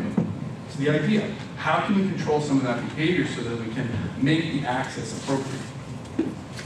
Again, all the other things I talked about, not having a strong wellness program, not doing a good job of making sure that the prescriptions that we're using have good discounts and the networks, the right network, horrible access on disease management. Disease management, like chronic conditions, like diabetes and heart conditions and stuff like that, you can manage through weight and medication, through regular access to your doctor who's going to help you make sure that you're staying in good numbers. You don't go to the doctor, how do you know? Okay, so what should we consider? Are we using the most cost-effective way to access healthcare? Do we have the right healthcare partners? Should our funding methodology change? In other words, should we be staying fully insured, which was a Band-Aid for a while? Or should we look at going back to self-funding? How do we get better transparency and control over our costs? You need information to have the ability to analyze that data and be able to make good informed decisions.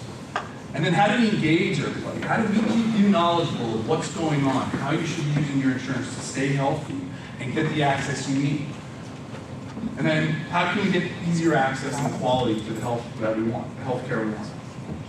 So, our point, keep calm and self-insure. We think this is the right direction for us to move. I'll give you an example. So what is self-funding? Remember I said fully insured means that the company that we pay can absorb the risk of the access, the over-access, the over-utilization amongst their book of business. With self-funding, we take on that risk.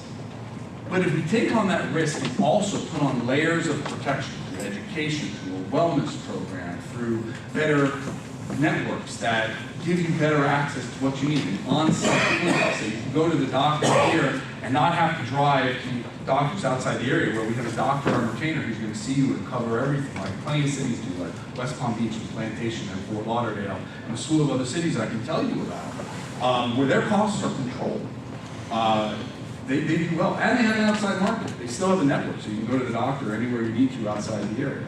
And have an appropriate stop loss. So if, God forbid, there's some sort of chronic situation that someone has, a catastrophic situation that someone has, we have stop loss, so it doesn't drain the fund that we set up with money. There's an insurance carrier that's going to pick up those types of very extreme costs. One fact off this slide that I think is important to point out. So like I said to you last year, we have about 1,100 employees in the budget. It's gone up a little bit this year. Most employers with over 1,000 employees are self-funded. Okay. Next slide. Again, the point is, a healthier workforce through medical systems. Less it costs. To that point, our workforce is what you call an aging workforce. The average employee in Miramar, I ran these numbers this morning, is around 45 years old. That's the average employee's age. The average tenure of an employee in the city is 11 years. So we're a pretty mature workforce. We have people that have been here for a while, that don't really leave. Again, these costs. So what do? If we go self-funded, we get a healthier workforce because we're going to do better education. We're going to do a stronger wellness program. We're going to get control over the data. So we'll have a better idea on what type of ailments people are suffering from, so we can set up wellness programs and other things to help cut back on some of that utilization by being proactive. Some of the risks to it, like anything else, you're putting the money in, right? We're going to have to fund the money, but like I said, most cities our size do that. Most employers, not even cities our size, do that. We have a team of people right now that we haven't had in the city in a long time. And I can speak, I started in human resources as an intern back in 2002. And the team that was there was incredibly knowledgeable. I'm talking about between the consultants and the staff. We've got a great consultant on board, we've got great staff on board, people that have been in the benefits business for many years, that understand the ins and outs of it. So you're getting analysis of the data that we would have access to make really informed decisions that can help us stay cutting edge, not relying on a vendor that can't really share the data with you. You're kind of at their mercy to know what's going on and what's not. It does require greater oversight, coordination, and management on our part. But that's our job. That's our job, is to manage. So it's nothing more than what we already do. So how do we do this? How do we get there? So the plan is in January, we're going to do a feasibility study.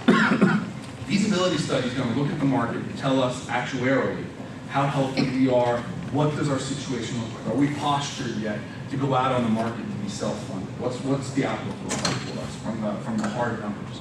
Then we're going to test the market. Look, that's the bottom line. Where the rubber meets the road, how much is this stuff going to cost us? So we'll do what we've always done. We'll bid out the services and we'll look at it from a fully insured product like we currently have and a self-funded model. So we can compare both options and really get an idea of where we are in the market and how much things are going to cost and how we get good benefits but keep the costs controlled. We're going to do a strong education campaign. Go back for a second. We've got union participation. You know, they're going to be engaged and involved so that they can make some decisions that they're thinking about making, that they're going to have the same access to the data that we have. And then we're going to have support from hopefully the commission and from management so that the decisions that we make are informed decisions and are really helping us to contain those costs. Some of those drivers on those spreadsheets that Burton Associates was showing are these numbers. How do we control them? So here's our vision. An on-site, full-service employee and dependent plan. That's where we can get to. A really robust wellness program. Use that word robust on purpose.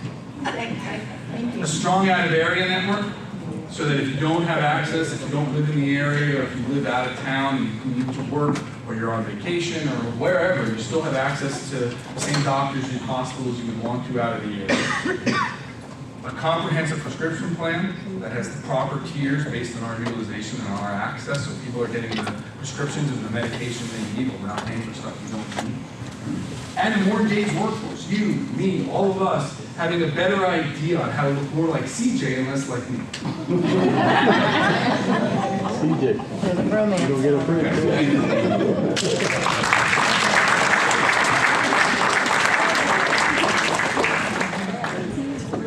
Good afternoon. You know, when you go back and look at our history, you can't help but be in awe as to what has taken place 20 years ago. But here we are 20 years later. We're at the crossroads. I think we can go back and look at some real quality decisions. Previous administrations and some of you in the room have made that have brought us to this juncture. So I think it's quite fitting for us to give the previous administration and some of you that are still here a round of applause. That might help us reach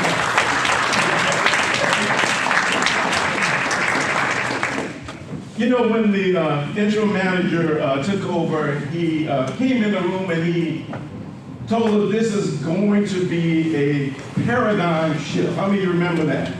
He talked about a paradigm shift in where we would move from the norm and to begin to do some things that perhaps we've never done before. As in many organizations, oftentimes external forces come in and require that you make some major shifting in how you do business. Just this past week, Sears Robot raised their hand and said, you know, we need to begin to ramp out of this business. We're losing our shirt. What has happened? The model that they use is no longer effective, will no longer work. So they're either shifting and changing their model or perhaps even getting out of the business completely. When government, our model is changing right before our eyes. Back in 2008, the state did a property tax reform. The model was beginning to change. Now we know of in 2019, actually this coming election, we will see this model gradually shifting. And when I say shifting, is that the ad valorem tax revenues, I've been in this business for 30 years, and the ad valorem tax revenues historically has been the way cities have balanced their budgets. And we can see before our eyes it's changing, it's shifting. The reality mandates exploring new models, new concepts, actually getting out of the box and doing some things perhaps that we've never ever done before. But this presents not necessarily a problem, and then when we talk about paradigm shift, we can't view it as a problem. We need to call it a what? Opportunity. Thank you. We need to call it an opportunity to explore and deal with a myriad of innovative revenue enhancement initiatives. Now, the beauty about where we are right now at this crossroad, we saw the past history. But 20 years from now, there will be people just like us sitting in the room with their mayor and commission talking about if we made some major moves or not. And hopefully, if we jump into this, as I think we will jump into this, that perhaps they will not be doing high fives 20 years from now or fist bumps. I don't know what they'll be doing, but I'm sure they'll have their own way of celebrating success. When we look at revenue enhancements, these are some of the thoughts that we must examine and must understand, because this is all part of the concept of revenue enhancements. Is leveraging our assets, looking at our assets and seeing how well we can leverage them. We look at greater levels of sustainability. How can we stay at this game for a long time? We look at capitalizing on opportunities. We do understand opportunities are like doors that open and close, and you need to get to them expeditiously. And then a myriad of business ventures. What I want to share with you, just a snapshot of the opportunities that are right at our doorstep. Opportunities right at our doorstep, and many of them is really just doing a paradigm shift. It's not necessarily raising money or coming up with money or putting down payments and things of that nature. No, it's taking advantage of what we already have and doing something different with it. The first one is the P-Card program. And perhaps you're not aware, and most people, when they think of the P-Card program, they think of what charges here and there, but that's not actually what we're talking about. What we're talking about is working out an arrangement with our financial institution to give us a large line of credit so that we can pay bills like pension and healthcare bills and insurance premium bills. These are millions of dollars. In exchange for doing that, what the financial institutions do, they give you a rebate or a reward similar to credit cards and things of that nature. The beauty of this is that we're obviously not interested in getting cards to go to the movies and do a little shopping at Walmart or whatever. We're interested in converting that over into cash. And so in essence, can you imagine us making $20 and $30 million of payments throughout the year? Can you imagine what that reward will be? Again, we're talking six figures here, real easy, six figures here. And that's just using what we already got. We haven't spent no money other than what we're required to spend, but we're raising revenue, and this becomes a recurring revenue for the future. Utility bill audits, and it's just a simple process where the Public Services Commission every year, they have, they adjust various tariff charges and bills, but those that we pay rarely go in and adjust those bills and give us the necessary credits we need.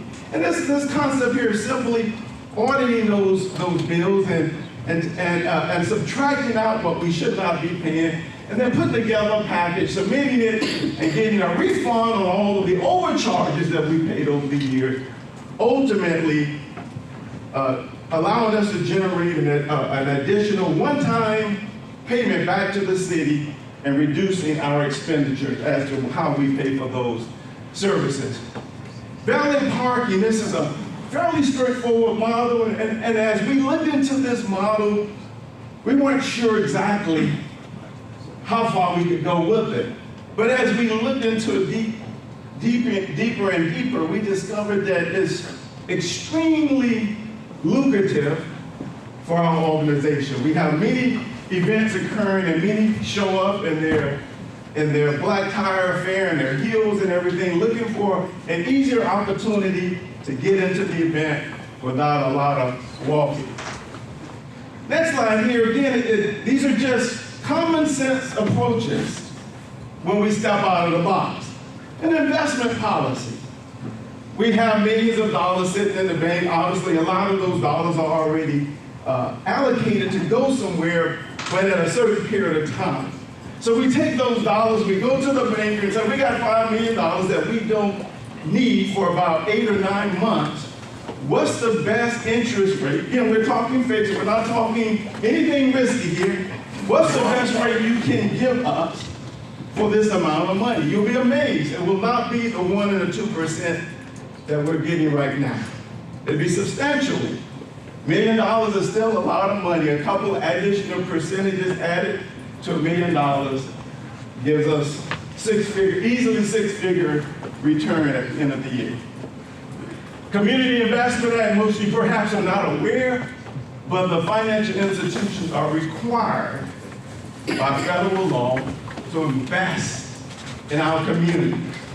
But if we aren't putting together proposals and packages and saying we got coaching programs, we got park programs, we got programs that are benefiting the community, and we need some help, then we don't get that money. And this model here is to saturate the financial market with proposals so that we would have success in obtaining those dollars. Naming rights and pouring rights is a simple concept. You give an organization an opportunity to have preferential treatment in their preferred drink, their preferred brand at your facility. They provide you with an annual check, and in exchange for getting an annual check from them, you are able to allow them to sell their beverages, or in the naming right case, to somewhat showcase their name, and in lieu of doing so, you're able to get an annual check from them. Again, both of these become recurring revenues. Again, this is a perfect example of leveraging the assets that you have. The Miami Dolphin Stadium, about every other year, it name changes, and you know, I'm not really up on all of the name changes, and okay, there you go, right there. So you can imagine now. You know, we're not a Hard Rock Stadium, but we got some facilities here that are closed, and if the Miami Dolphins can do it, do you think the City of Miramar can do it? I mean, do we have any witnesses in the room?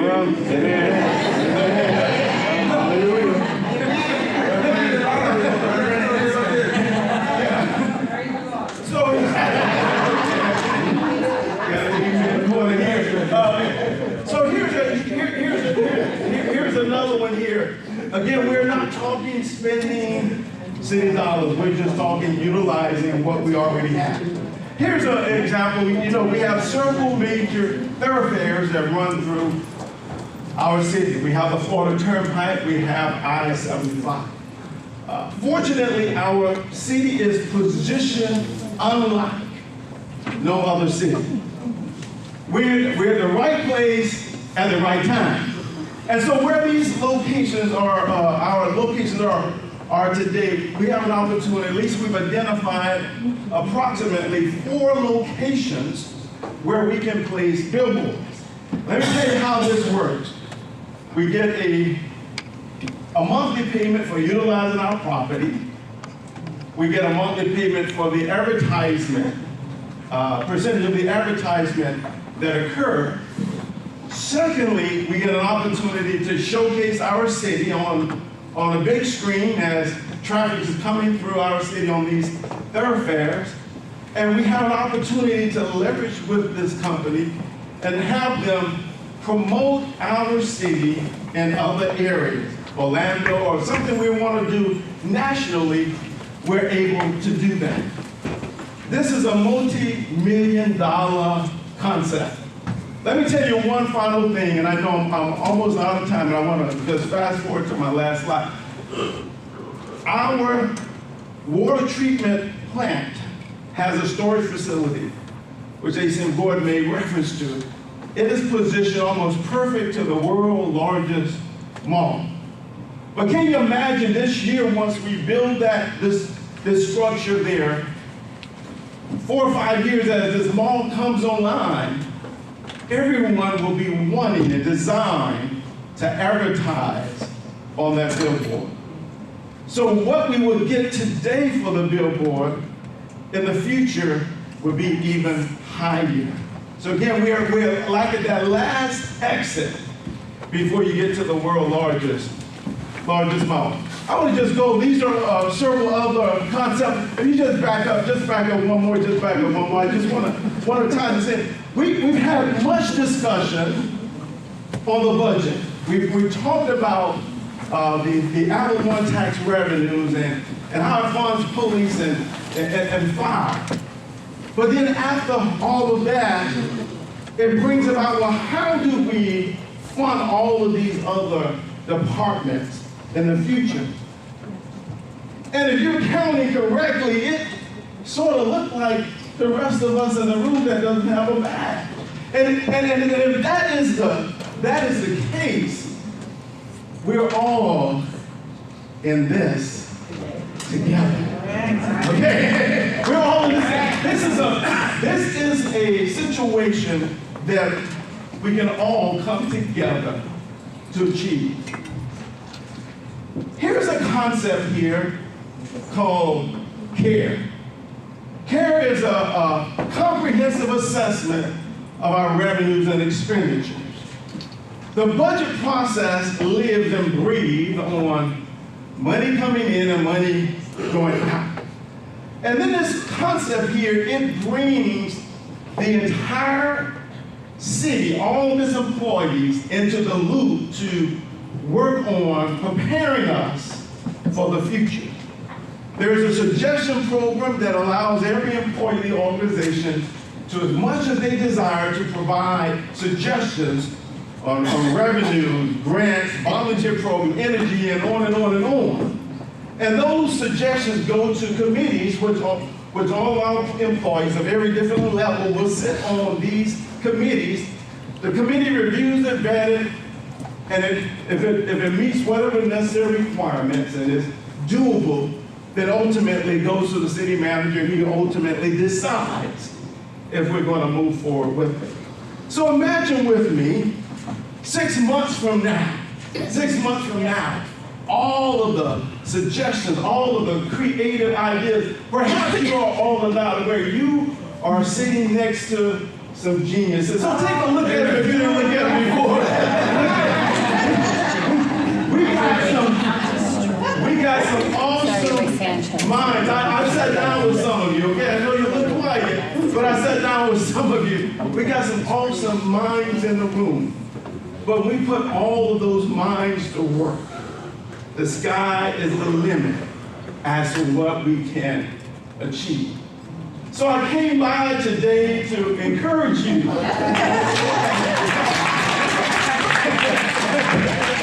I came by to tap into your emotions and see how much you really care.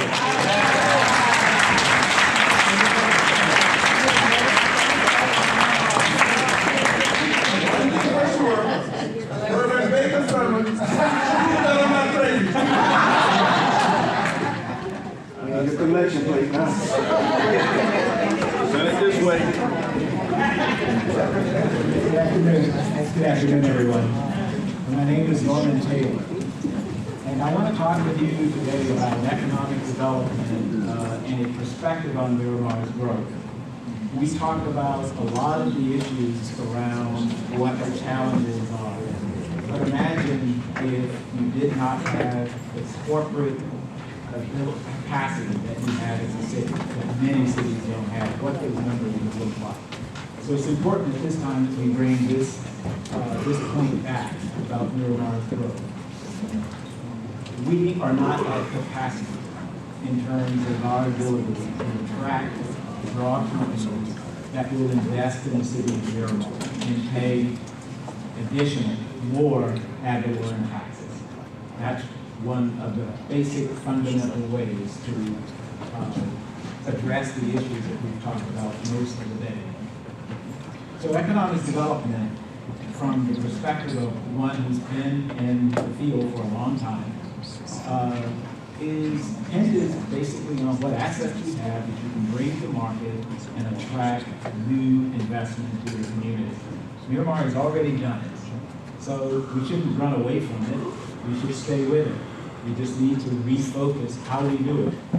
And so the manager is going to talk a little bit about 6 pillars.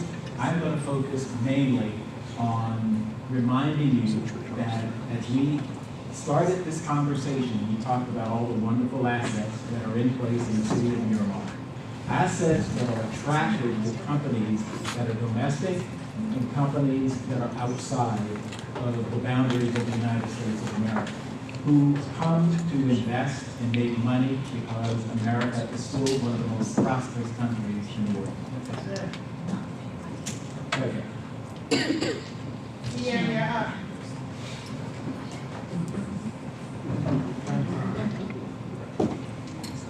I think that what it's going to be.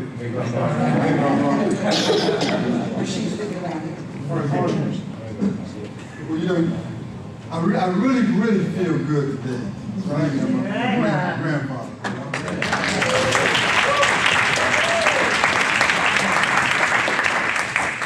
Being a girl, she took my heart. Spoiler to death. Well, Miramar took my heart over 20 years ago. Because I know that it was only God's grace and mercy that allowed me to come here and be blessed to have the opportunities and the employees to work with.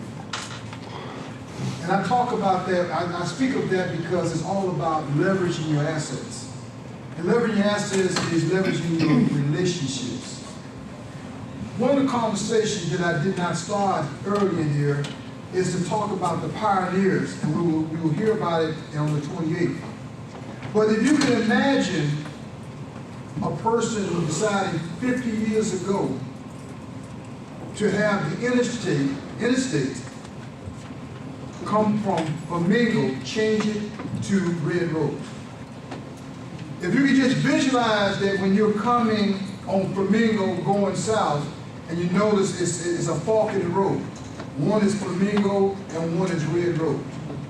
Can you imagine that someone came up with the idea and said, we're going to go to Tallahassee and we're going to change our DRI and make some arrangements so that we can have the traffic going through Red Road, through my property. That set of vision 50 years ago allowing us to do the things we're doing now. So how do I look at my blessings, your blessings, and our relationships? When we start talking about leveraging assets, it always starts about what we have. Our employees are our assets. And I think that Dr. Baker basically called it out, all right? If you bring the employees in, many of them have great ideas, but because of the title that they have not been recognized. I can tell you this here, when I came to Miramar in 1997, I did not know anything about no wastewater plant. Nothing. But what I did is I was honest and told them I didn't know. And the employees took me under them. The consultants took me under them. And they gave me a crash course every day. Because they recognized that I cared, I was passionate about listening, but they were passionate about being able to tell somebody what they know. You know, just give them an opportunity.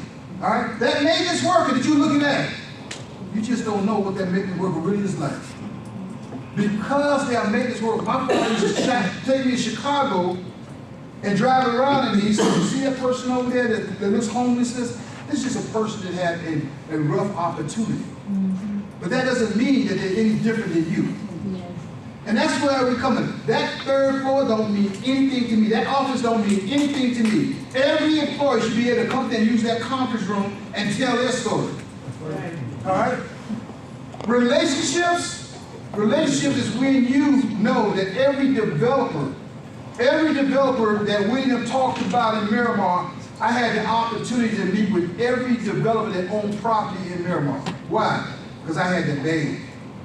I had to go to relationship because I had to get them to buy into a program called an assessment program where they was going to build a water plant and a wastewater plant. So you had to go and talk with them and keep selling the dream that Soroka did earlier here, but he left and somebody had to keep it going. But what did that relationship do? You talk with the Anson, you talk with Ed Anson, you talk with Jim Gardner's in there. Those relationships, they grow because they own 50% of all the commercial properties. We can't sit around bragging about we got Fortune 500 companies and we don't put no skin in no game. All right? We can't sit there and brag about how Miramar is great and what have we done to make that happen. It's all about our relationships. And for a long time, why are we ashamed about our culture? You don't talk about trade and opportunities. We got a cultural diversity. Why don't we embrace it? All right? If we have folks from Jamaica, from Haiti, all right, the Bahamas, you know, everywhere, but yet we do not embrace our culture. Why aren't we looking at the sister cities? Why are we trying to find some ways to connect? I'm a history major, believe it or not. Only because my father was in the military and I lived overseas. The one thing that I learned about it is that every one of those countries always had something that they manufactured, something they built. So all the countries got something special that they offer. All we got to do is recognize that we have a culture. Why aren't we trying to leverage what we have with them and change the paradigm? Why not? Because we haven't tried it. The leadership, it is our responsibility, all of us, to give the commission the tools that they need to have. It is our responsibility, all right? All of us. Shame on us if we do not give the commission the tools and the opportunity. So I challenge the commission. No, I'm going to hide Norman, because Norman's like a squirrel. He hides money and put it up. Commissioner said, no, I can't be out of town. I got to be right. No, we going to all work together, because guess what? We need the commission in the front line in here to talk with these businesses. There's some time, one day, where we can get together and be the leader of having a trip to go to China, a trip to go to England, a trip to go to Jamaica, a trip to go to Haiti. What can we do? How can we partner with ourselves, with them? Our strength is our location. Think about it. Our strength is our location. 20 minutes away from the port of Miami. 20 minutes from the port in Broward County. 20 minutes away from the airport, Dade County. 20 minutes away. And what are we doing with it? What are we doing with this strength, this advantage that we have? So I challenge every one of the staff in here.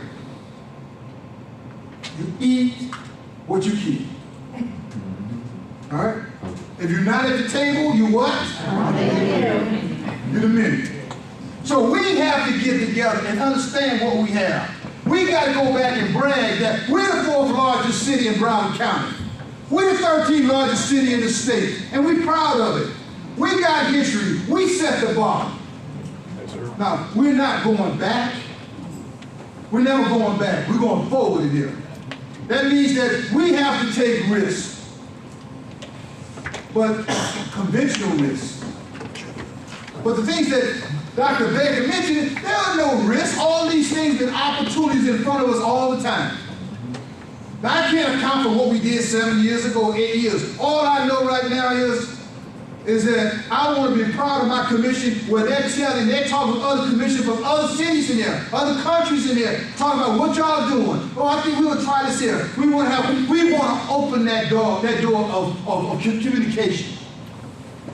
That's what we're all about. Now, we talk Miramar. Miramar might not be by no sea. But one thing for sure, we are at the center of everything. Yes, sir.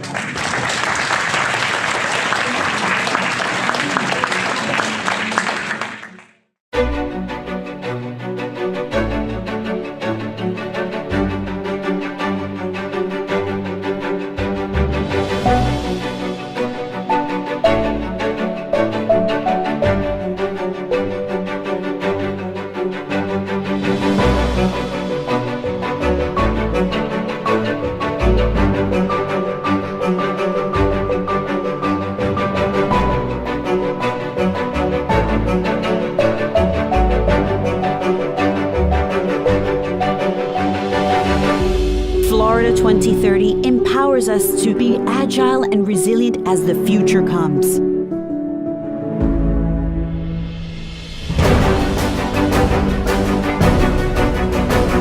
Half of all jobs could be automated. In hospitality, food service, transportation and warehousing, manufacturing, healthcare, and even education. More than 9 million Floridians will depend on short-term contract work.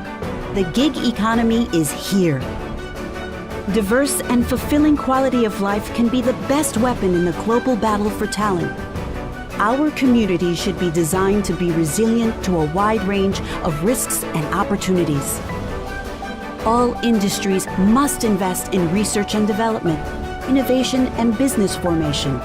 With the proper nurturing, industries in information, life sciences, sensors, simulation, and space will thrive and transform us.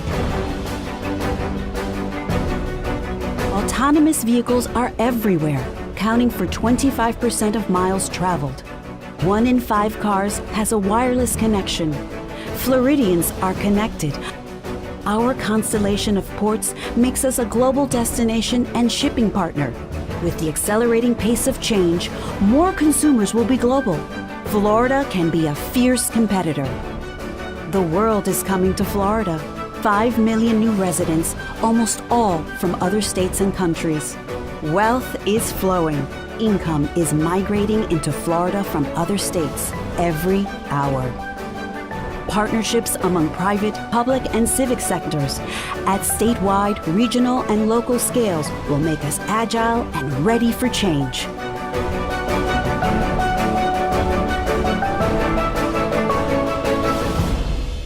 Florida 2030. It's our future. How will we be ready? By leveraging these assets to become the state that is the most desirable destination, globally competitive, supportive of free enterprise, business-friendly, highest-paying, prosperous, vibrant, and sustainable. The future is coming. What role will you play in leading our state to a prosperous future?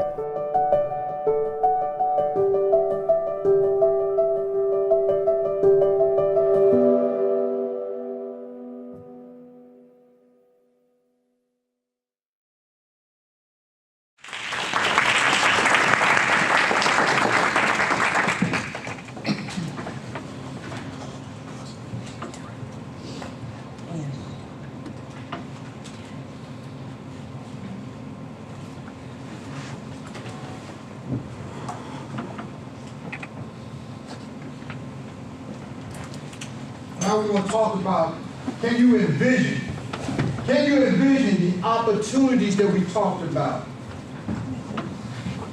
So we are primed for opportunities. We saw opportunity a lot today going through all of this time.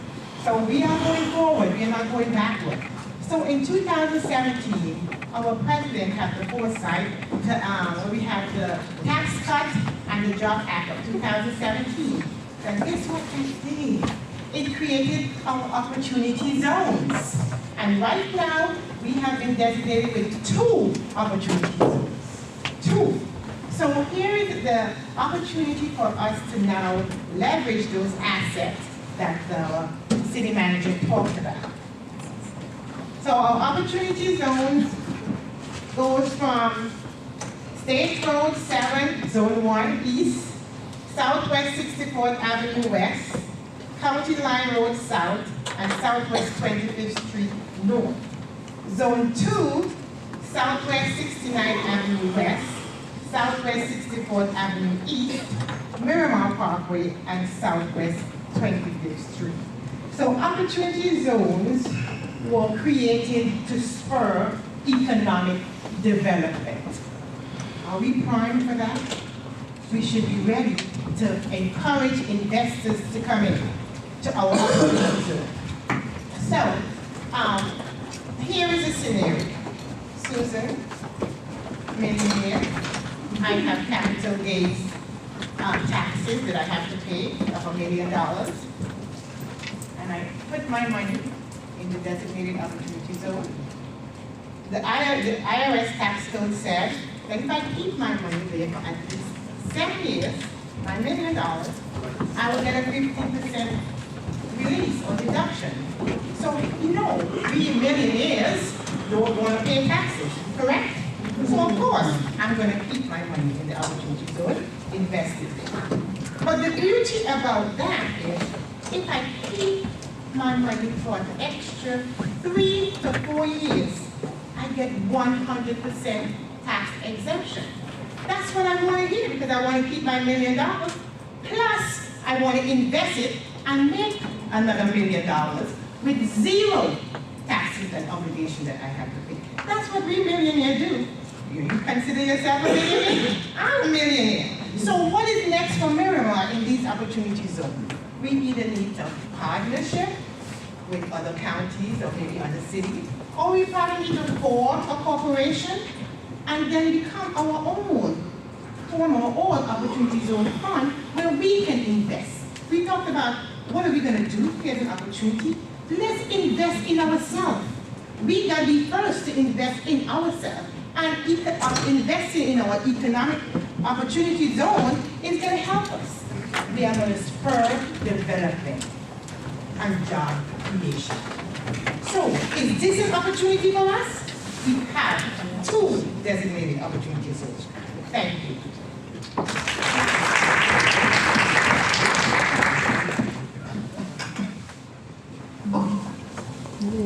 Mark Gaylor again to talk about foreign direct investment.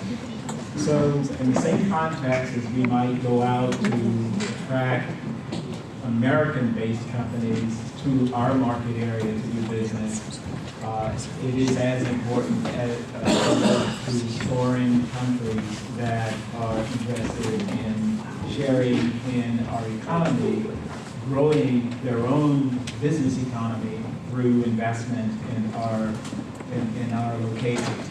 So we're no stranger to that in Miramar either. There are foreign-based companies that are already located here, and many more in South Florida.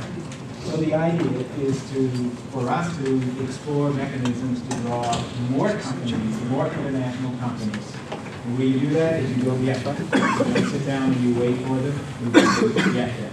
And that means that we're going to be introducing state-owned concept of trade missions, where instead of relying on the state or even the county or the Drought Alliance, although we need their support, we'd like to have their support, the City of Miramar will do country market analysis and study the markets that are of interest to the city where we can attract business. And what do we sell them? We sell them on our assets, our location, near airports and seaports, and the other benefits of being in a metropolitan area like the City of Miramar is located in. And we'll talk with them about other strategies that would make it easier for them to employ people from the local market area, including from our opportunity zones, and find ways to tap into our talent pool that exists here now. One of the things we have to know is that companies like to move to a place where the talent base is already there. It's not like they're looking to be isolated from talent. They want to be actually next to talent. So this is a very important area. You'll hear more about foreign direct investment as we go along. Thank you.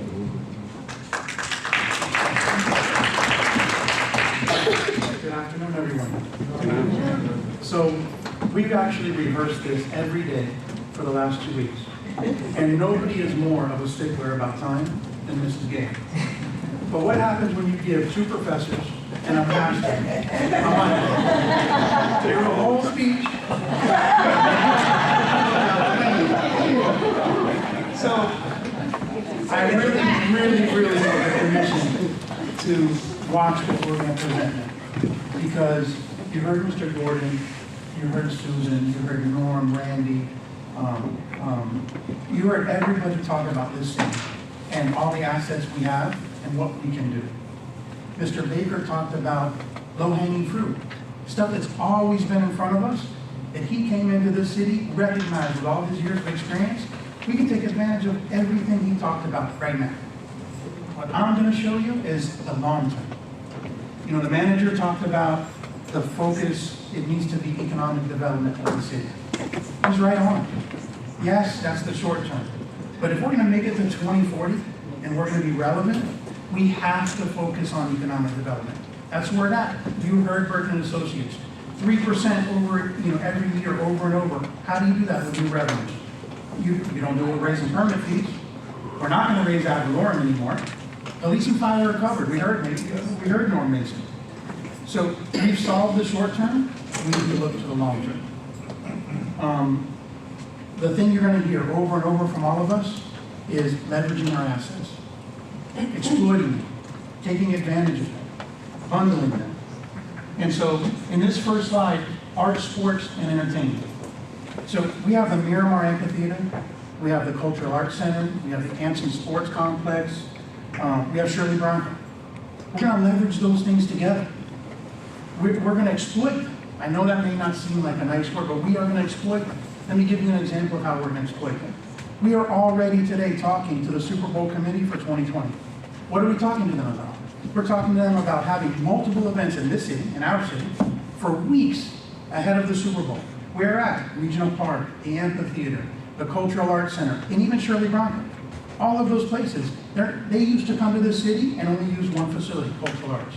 They're going to come to the city and use all of our assets, all of them. So that's the mindset, the paradigm shift that we've talked about, the mindset, that's what's new here. That's what's new, and we have a great team. We have a phenomenal team in this city. We are already working with Class X. We're already working with them. Why? Because when they bring their promoters to the amphitheater, we want them to do pre-shows at Shirley Bronco. Why? Because we want everybody in our city to see all of the entertainment assets that we have, from east to west, across the entire city. We want that.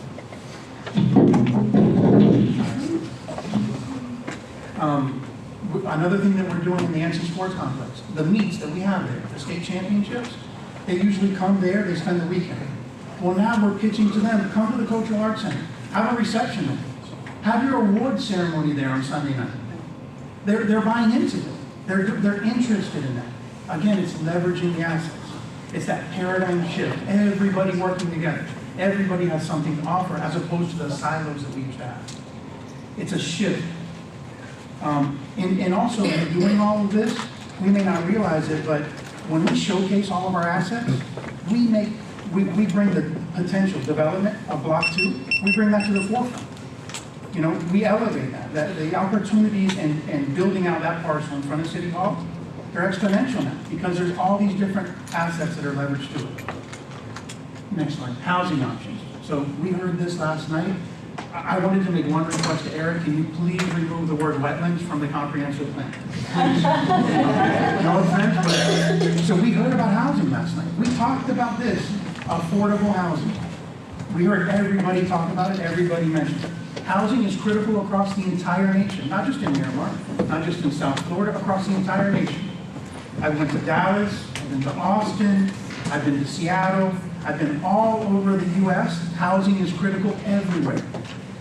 Affordable housing, workforce housing, and especially senior housing. So with the manager's direction, we're looking at ways to further incentivize that type of development. We're gonna look to ways to further incentivize that type of development. I'll give you a great example. The relationships that the manager talks about, we're doing that already. We have an unsolicited proposal that we got. Guess what, Commissioner Chambers, for that very piece of property that you mentioned last night, right next to the adult daycare. The group is called Pinnacle. They've been in business for more than 20 years. They've built more than 7,000 affordable workforce senior housing units. They're very well established. They're actually under contract with the City of Hollywood for the very same thing. They came to us. Why? Because of relationships. Relationships. So sense of place and community, extremely important. We've talked about that. We hear that from our residents. I go and sit in some of the boards and I listen to the residents talking. You know, a sense of place within Miramar. They want to know they're in Miramar. Historic Miramar is huge. We already have several things underway. We have the wayfinding program, where there's going to be actual designated signs as you enter historic Miramar, saying historic Miramar. You're going to know you're going there. We're actually looking at having street signs that are different in historic Miramar, so you'll know you're in historic Miramar. That's a sense of place. That's a sense of community that we're looking at. We're going to have the marquee signs around the city. We're going to have 3 of them, remember. One at Regional, one at the Town Center, one at Shirley Bronco. We're going to use those things. We're going to use those things to leverage our assets. Parks and open spaces are going to play a huge role in all of this. Parks and open spaces tied directly to the health, the well-being of our residents. So as you know, the manager presented the Miramar Economic Development Fund. 80% of the $2.8 million that was funded in the fiscal year 19 budget is slated to go to historic Miramar. 80% of it. So in historic Miramar, we already have the TOC, we know that. Eric mentioned that it's in the plan. The transit-oriented corridor offers a lot of benefits and flexibility for development there. But we're going to take that fund, we're going to take the money from that fund, and we're going to concentrate on parcel assembly. We're already looking at land acquisitions there, things that can help us and the city move to the future. We're going to continue looking at facade improvements of our businesses. We're going to keep doing that. A lot of other improvements. In this, you know, one of the things we can't forget about is our small businesses. We can't. You know, in working up to this presentation today, we did some research. 80% of the businesses in Broward County employ less than 8 people. Small businesses are key. There is a term in the industry that Norm taught me, economic gardening. We have to do that. We have to grow our small businesses. We can't forget about them. You know, it's great. I know Mary D's here. We have Fortune 500 companies in the Commerce Park, IDI. That's great. We applaud that. But we have a ton of small businesses too. They cannot be left to the side. We have to grow them. We have to commit to them and get them to commit to the city. We have to do that. Next slide. Arts, workforce, and entertainment, the AW district. So the manager proposed this a while back. It's amazing. It's a massive area. It includes the town center, all the vacant land around Red Road and Miramar Parkway. And we have some slides here. It's 4 to 10 story buildings. What we've proposed in that area is 4 to 10-story buildings, pedestrian-oriented setting, 500,000 square feet of retail in this area, 1 million square feet of office space in this area, 2,700 residential units, and 500 hotel room keys, all in this area. This is the all district. But guess what? There's another component to it. Another real component. We're actually in talks with Great Wolf Lodge, a huge full-service resort, well-known across the nation. They're in talks, serious talks, with the Anson Sunbeam family. It's real. I mean, we all went through the experience of the Dolphins training facility. It was phenomenal. It was phenomenal. It was like dating the prom queen. We didn't get to go to the prom, but we got to date her for a little while. But you know what?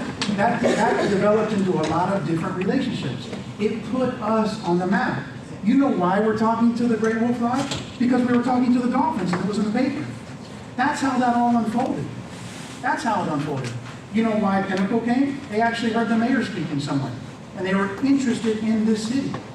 So I'm getting a little bit off script, but when the manager says about you getting out and you networking, that is critical. It's critical. I have gone to other cities and spoke. You cannot believe how many people I meet because you met them. You met them. And then they've come to us and they've felt us and what the availabilities are. Okay, so back on script. Great Wolf Lodge. Imagine in the all district, okay? 30 acres. This lodge, 500 rooms. 500 rooms, full service resort. 500 rooms, 20,000 square feet of conference space included in that resort.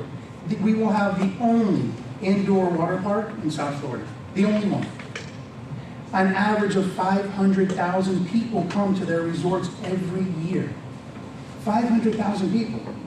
So why are they interested in us? Because we're on the all-star team. Miramar is on the all-star team.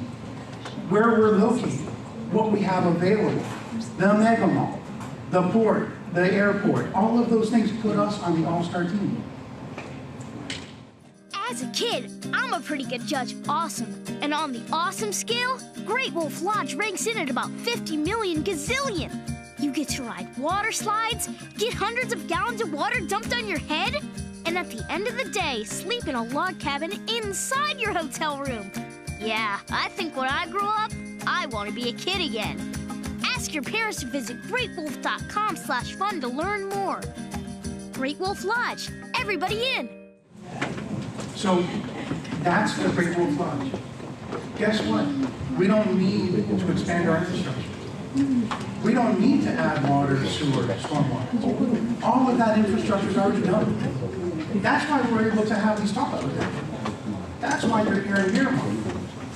Because all of that infrastructure is already in place. This city had that vision years ago to put in place. The city manager talked about it a minute ago.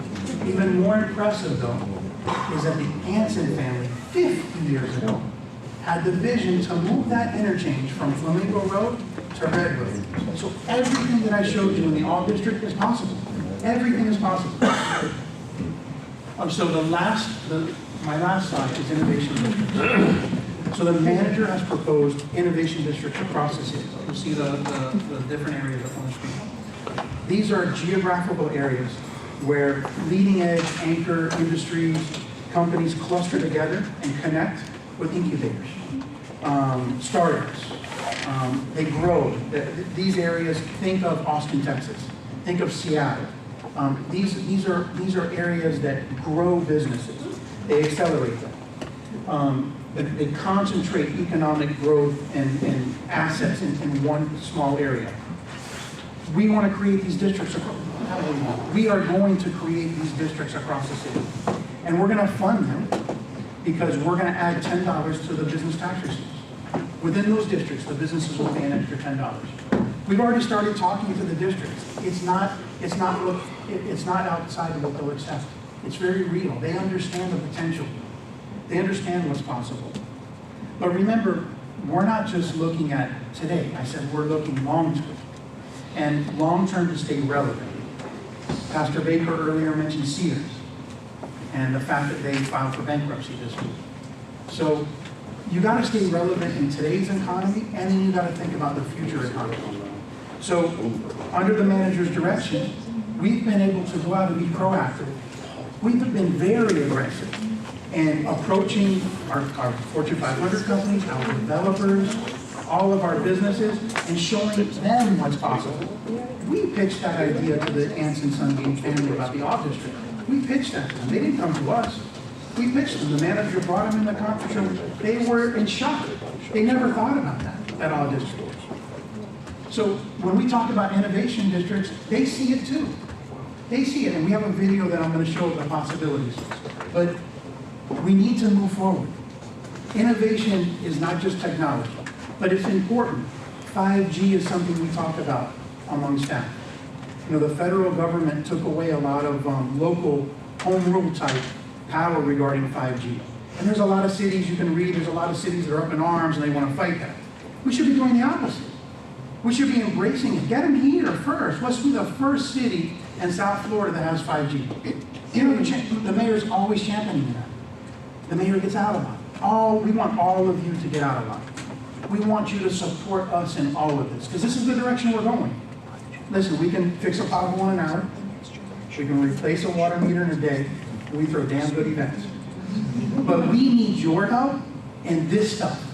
We need you up here with us, because that's what makes a difference. You cannot realize how much of a difference all of you make when you go out and network. Let's do the video.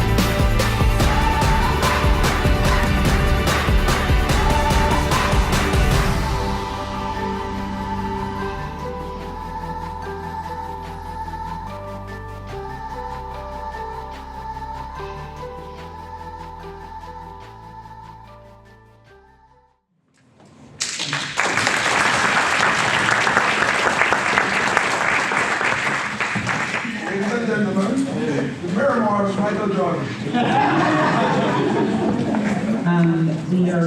We need to be out of the break room by 4 p.m. So we're going to give you about 5 minutes just to grab a bathroom break, grab something. We have to be back here. We need to be out of there by 4. So we want to give you a chance to go partake of the goodies that were left there. And we need to be back here in about 5 minutes. We have been talking about the Park of Commerce having more Fortune 500 companies. And we've been bragging about it. Well, now we're talking about having a fund, all right, that's going to go inside that innovative district to help leverage opportunities for us to help them keep their occupancy fields. Because if they're filled, then we do good. Because that's where we get our revenue streams from. So we need to put some skin in the game when these innovative districts. So that's why we're carving that out. The same thing with the art. When we start talking about, Reverend Baker was talking about all those different things that we're doing, well, we're going to have funds go into a district in here to support those things. All right?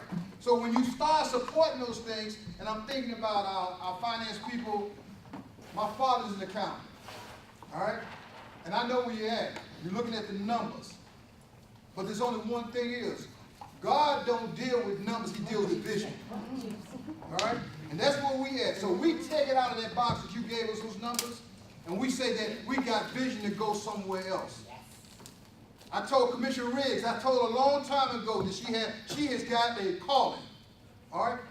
When I talk about culture, there's a calling for all of us to recognize that it's time for us to move forward. Hear your calling, everyone. Hear your calling. There is not no coincidence that everyone that's working in Miramar just happened to have it. Go back and think about how you got here. Think about Norm Taylor. How did he get here? His wife Anita. There is no coincidence in everything that's taking place. When we talk about Ed Anson, to go and take a risk 50 years ago to put the interstate in, and Mary did tell you, he said that was a big risk. Risk. But God don't look at that risk. When God starts giving you direction, you just got to listen. You got to go. And that's where we at now. We got to go. All right, Dr. Lev, we got to go. Got the marching orders. Absolutely. I know one of the things that as a group you've talked about, the constant fluidity that you have. Things are always changing. It's modifying. But that's what's happening in our society. If you take a look at what changes occurred in a relatively short period of time, you're able to see now nothing is as it was. If not, look at your cell phones. You know, how old is it? How constantly is it changing? So today, commissioners, you've had an opportunity to take a look and take that journey with us from where we were when we first got started to where we are as a city right now. Those challenges and opportunities that we took advantage of. What the game plan is as we move forward. We've listened to you from the various commission meetings where you've expressed concerns. You've raised questions about different things that might be in our way as we've gone forward. We've listened, we've taken note, and hopefully you saw in the presentation, we've got a game plan to address every single one of those issues. But as good as we are, and as much as we've listened, we need to find out from you, as we do anywhere, what have we missed? What are some of the things in your reaction from what we've shared today? What are some things we need to add? What are some questions that you may have at this point as we go forward? What we're going to do is to certainly make a list of all of those challenges, those things, areas that we need to address. And we're going to add this list to the same thing that we did with the employees, because we asked them some of the same questions. So, having sat through the presentation for the past few hours, what did we miss? All right, so. Oh, you got that look. I just want to thank the interim manager, the staff team, everyone that played a role in the presentation and everything in terms of where we are today. Giving recognition to where we've come from, some of the challenges we had to face in the past, the decisions that were made, and recognizing the accomplishments of that. And now we're at a crossroads where we have to identify the opportunities that are before us today. And we have to identify what investments we're going to make, as well as investments we're going to make to address our current opportunities so that we can be in a position in 2040 to look back and give recognition to those who may still be with the city in 2040 for our thought, our vision, and execution for the plan.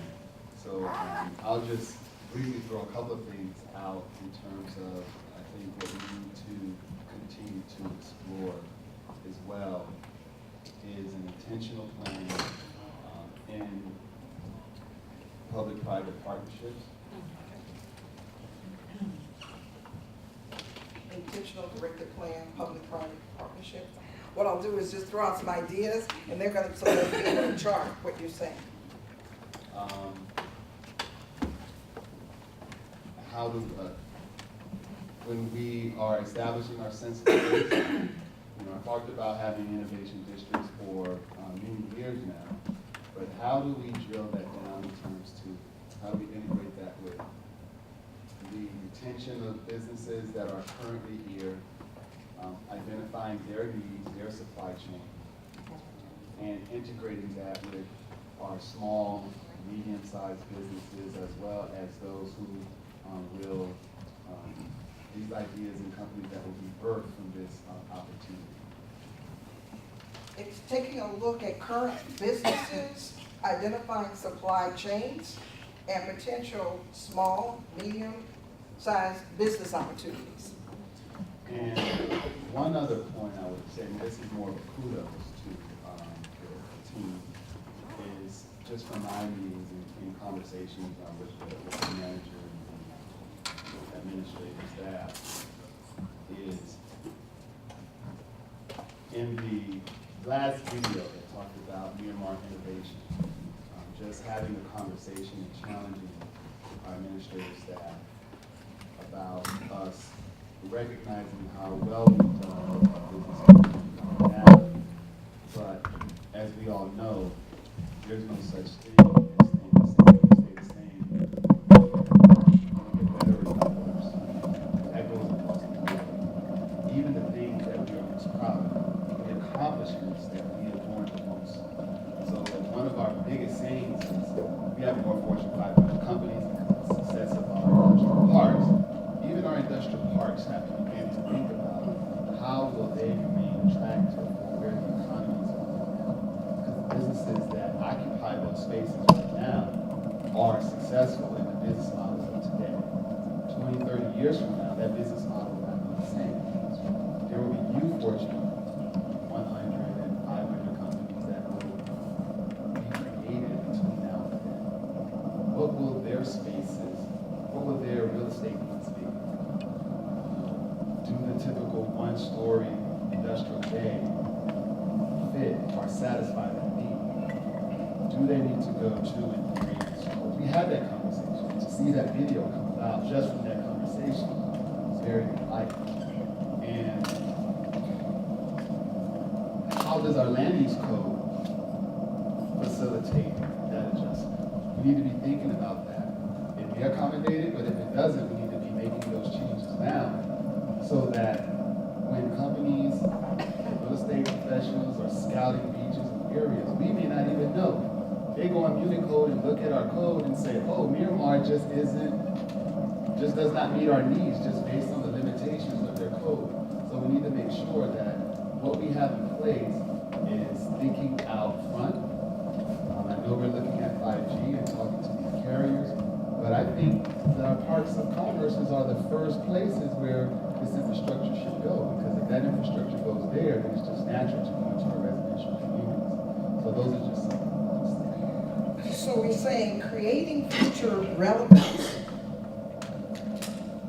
in all aspects of our comprehensive plan to accommodate future growth of our corporate communities. So this way we'll be making adjustments from zoning, land use, human resources, everything, as they, again, move forward. As I come close, where we're talking about the relevance. One thing is significant what he's saying, and that is that with Mary D in here, the model that they have now, what we're doing aggressively now, that Michael and we talked about it, that is that we got to partner with the Park of Commerce, all right? I mean, when I say partner, that means that the city, put the skin in the game, is we may come up with renders, give us some ideas of options. Because I don't know if everybody understands, and I'll tease them Mary just now, they know a staff of 5. Can you imagine what they have done with a staff of 5 folks, the impact they have had in South Florida? 5 folks, all right? But they can't do everything. If Miramar, we talk Miramar represents the city, all right? Then we need to be partnered with them, giving them some tools and some help, some suggestions. We need to be taking trips and telling them, you know what, this is what they're doing in North Carolina. All right, there's a triangle, all right, innovation. We need to be keeping them up to date because what? They represent the city. They grow, we grow. It's creating those ongoing partnerships and relationships where mutually both of you see your opportunity to move from where you are to where it is that you're going forward. And that only occurs with those kinds of ongoing partnerships born out of relationships with a future orientation in terms of what can be. And it's constantly asking the question, what if? It's constantly creating that vision, that idea that we're not going to try to stay where we are, but we're looking at where it is that we need to. So it's a future focus with an emphasis on working with our parks of commerce, but also with our businesses, because whether you are a small business owners, no, you have to run that small company just like you are a Fortune 500, because you got to watch those pennies, pick up those paper clips, and not throw away any of those extra sheets that come through the computer. Yes? Thank you so much. Thank everyone. This is a wonderful symposium or workshop, whatever you want to call it. But listen, guys, what we have to keep in mind also that where we are today, 5 months ago, we were not this point. A lot of changes were made just by 3 commissioners decided to make a change. And as we see last night, in regard to development in the western part of the city, 3 commissioners decided to step forward and make a change again. So keep that in mind. This is a wonderful thing that we're having this and we're moving forward. My question is, are we moving too fast? I know we're going to have to look at everything that we're trying to do and see how we can make sure put things in place for continuity and make sure we don't have to shuffle. So this is great and wonderful. I'm excited. I'm glad that we are making the changes. I'm happy that we're where we are today, but not where we were before. I can't get back my 3 years before that, but we're going to continue to move forward and continue to make changes in the right direction. Thank you so much. Moving forward requires the input and the support of everybody in the room. It's those people that are looking forward. It's those people who know we got to, again, continue to maintain our day-to-day operations as well. It's making sure that everybody is moving as you continue to go into the future, with everybody continuing the conversations. One thing that really correct. It's moving from an orientation of scarcity to one of abundance. Us beginning to believe that there are an unlimited number of opportunities that are out there. That there are all kinds of changes. There's some things we can plan for and need to, but there's so many things that we may not be aware of. But we've got to make sure that we're working and engaging everybody. So I think as you get back to one of the things that Kelvin talked about in that whole care program, when you engage everybody in the organization, everybody's got skin in the game. Everybody has ideas, they've got thoughts, they've got recommendations. All of a sudden, now they're part of that whole process. You're going to benefit from things that you never thought about before. So you're right, we have to continue to change. We have to adapt, but we can't forget who we are, where we are, to make sure that we are moving along with everybody, and we're not at a point of pushing folks, but they're engaged, and they're part of what's making us go forward. Good point. First of all, thank you so much to our interim city manager and staff. Obviously, you put so much work into this, and we appreciate that. So, don't take that for granted. What I love seeing is that you guys are all working together, and I think it's for sure, working together, communicating is definitely a better way to go. And I bet if you look back to when we were, growing and prospering, that the folks at the table were communicating with one another. So I'm hoping that we can continue that. It would seem like the environment and the camaraderie, everything is just beautiful and positive. So I'm glad to see that. It really means a lot. It makes me feel better.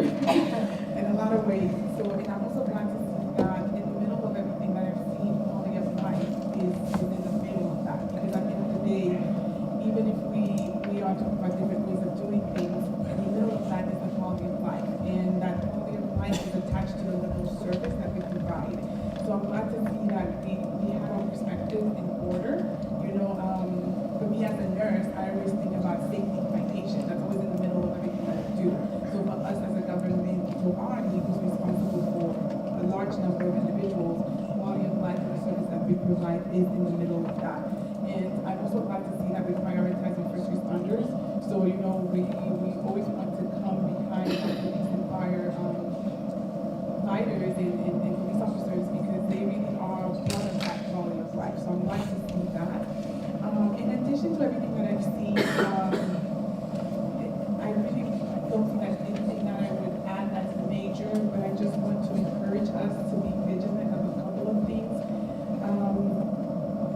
Communicating not only with each other, with the departments is one thing, but also communicating what we're doing with the residents is vital, because that, number one, will help change their mentality and our reputation, and they will just, it's good for them to just know what we're doing and what we're doing with their funds, so that they're more comfortable. And ongoing community outreach and communication. I think, yeah, that communication is not just with each other, it's also with the community. So we have to find a way, and I believe we already have the channel and the modality to do that, and let the community know everything that we're doing. Even if, you know, we put little grassroots efforts together where departments come, you know, within a certain community and educate them on what they're doing and what the changes are. So I'm proud to say that I'm glad to see us heading in such a positive direction. I've always been proud of being the City of Miramar, so I'm even more proud today, and I'm glad I was able to make it into this. So I thank you, Interim Manager, and I thank your staff for all of your hard work. It's really, I appreciate it, and I will be bragging. Absolutely. As we bring on our Gen X and Gen Ys, they make it real clear, we're unlike the boomers, our parents.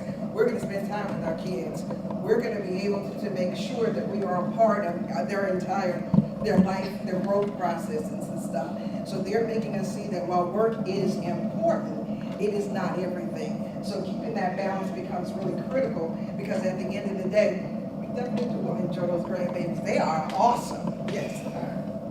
I want to go back. Yeah, you want to comment? I'll come back. I just want to make a comment here. I learned this a long time ago when I was in Canada. I spent a great deal of time talking with the commissioners, because many times you have commissioners that have certain expertise. And it's important that staff be able to have that relationship with the commission to listen to some advice. Believe it or not, my career started around me just having a conversation with commissioners that had special talent. So we're talking about healthcare. We should not shy away if somebody has expertise in it. If we're talking about construction, we should not shy away from various in construction. If we cannot shy away, when I sit down and talk with Commissioner Colbert, it's always something that she'll say to me, and I have to go back and think about it and say, you have a good point here. What I'm saying is, y'all have value to us. And what has been happening in the past is that we've been going two different directions. There should not be no cameras in our office watching for if any of y'all come our way. Everybody know what I'm talking about. Right? We got to bring this together. Yeah, we got cameras so that we know we all right.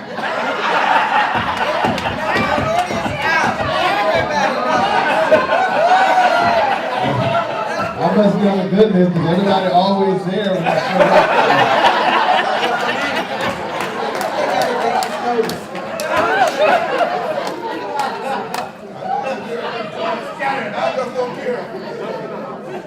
I guess if you don't what you're supposed to be doing, you don't have to watch to see when the bosses are coming or going. So I guess we'll get rid of the cameras. I second that. This is really amazing. You know, the energy in the room. You know, it's really impressive. Everything that was said today, everything that has been done, it's really been in such a good spirit. You know, it's like nothing that I've experienced since I've been here. Perhaps closer to some of the things I've seen prior to being here. I like what's going on now with the city, and I want to see some of those projects that was discussed today. I definitely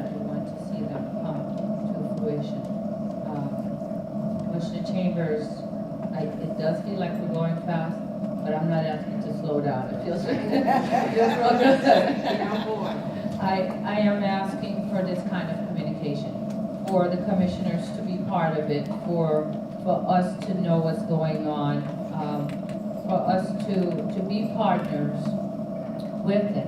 You know, we don't want to hear it from our residents or from someone in another city or to tell us what's going on in our own city. We want to be that vehicle to get the message out. So yes, educate us on what's going on. Have us be partners with it so that we can work with you on that. I think it's essential for us to be partners with our businesses, with the commerce. That's just awesome. We've always been partners, and we need to continue to do that. We boast that we have the most Fortune 500 company, but you know what? I'll tell you the truth, I don't know anybody who works there. I don't see their name on sponsoring anything that we do. I think we need to nurture that relationship more. We really need to make those Fortune 500 companies part of our city. They're in our city, but they need to really be part of our city. So I do look forward to us working with them. Relationships with Fortune 500 companies. Absolutely. We won't forget our small businesses. I'd like to know that you recognize them and that we are working with that. Stronger small business relationships. In terms of our city in general, I know we have a historic Miramar. So when we say historic Miramar, folks know where it is.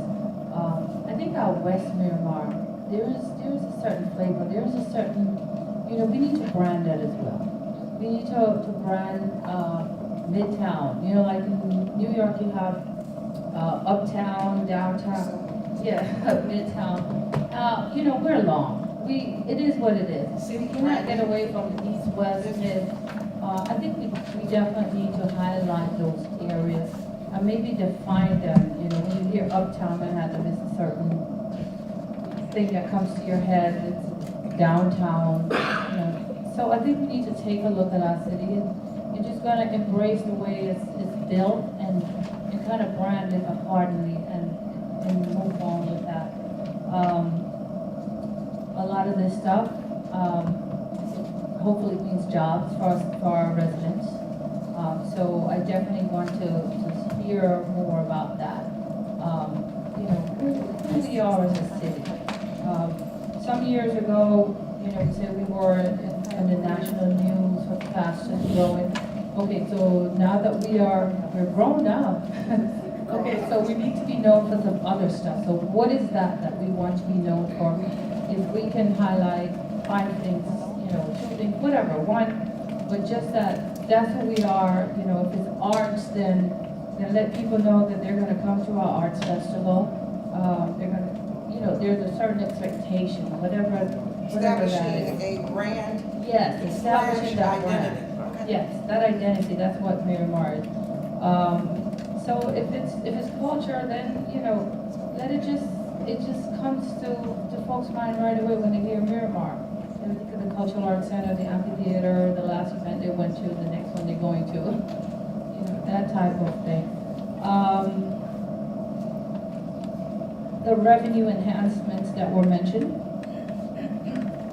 they're great. It sounds like we are well on our way with a lot of them. I think you can triple and quadruple those numbers once you start speaking with staff and getting more ideas from them. You say billboards, and with that, I think perhaps another heading to that would be just advertisement in general, because I think there are some other advertisement opportunities, be it bus benches or what have you. Revenue enhancement implementation dates. So you want a timeline starting to bring those.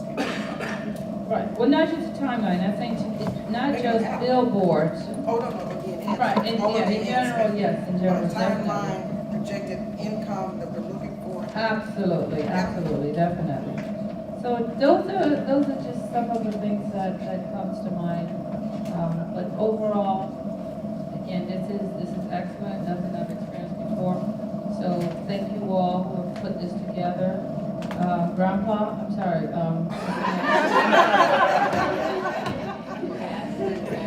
Well, of course, you all know Vernon. We've already got dates that are set up where we're already started meeting to make it happen. His whole thing was, we want to share it, we wanted to get it out, but we absolutely are starting to put together meeting dates so all of these things started to happen. It's no longer the usual strategic plan, you come, you do it, you put it on the shelf. It's now making it happen. And in integrating as well the community, finding out from them and sharing with them information as well. And then with the city manager being able to have his town hall meeting with the rest of the employees so that everybody starts to hear same information, same direction at the same time.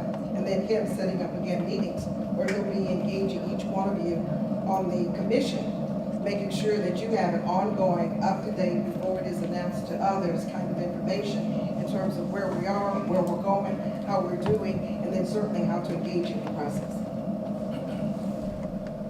I would like to encourage us, not just as a commission, but as city staff and administration, to complete this process is to do just that in terms of find a way on how we can integrate the residents with this.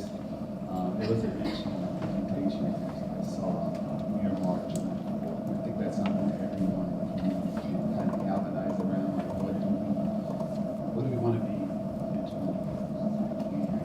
In terms of how do we identify the areas of the strategic plan where we want specific resident. So if we're saying that we want to create a sense of place, we have to ask our residents what type of places they want in the city. What will they support? So if it's a census, so if it's a district or a theme, sense of place in historic Miramar, what will the residents of historic Miramar feel is arguing to the neighborhood? Acquiring community input on various aspects of the proposed plan. So how do we go about engaging with the residents? Do we forum? Do we get a committee where we invite that committee cross section? Residents, business community, homeowners associations, our youth, all the stakeholders of the city. These are some thoughts for us, for the city of Miramar, to define what we will be, who we will be 20 years from now. Here's the foundation of what the city commission and the city staff has put together and need community input to put the bow on the package, right, to add some substance to what we're doing. So I don't know how we go about doing that. So I think we do that. We can talk about structure in terms of what this committee would look like, how they're placed. The other thing I want to talk about too is I really think we can. I've been eagerly waiting on the wayfinding solution where we have the marquees. But there's always a graphic on that screen. I don't know if you can go to that slide that shows the directional columns. I mean, I really like that concept, whether it's like that or something similar to that. I like that Mediterranean tall column. And I just envision them on every major thoroughfare in the city. You're leaving out of Pembroke Pines coming into our Miami Gardens, like on Palm, going to that the turnpike overpass, that tall column that you're saying here. Is that like, I'm envisioning that being about 15 feet tall in the median, that, saying Miramar, that speaks Miramar, and I also like the idea that ACM Moore stated about, like in historic Miramar, perhaps on the sign, it has like a unique street sign for historic Miramar. That kind of gives a sense of place. driving in the city, this must be. Like, you know, if you're in South Miami and then you know you cross into Coral Gables because they have these stone monuments on the right of ways. Oh, I'm in Coral Gables. Yeah, I'm in Coral Gables.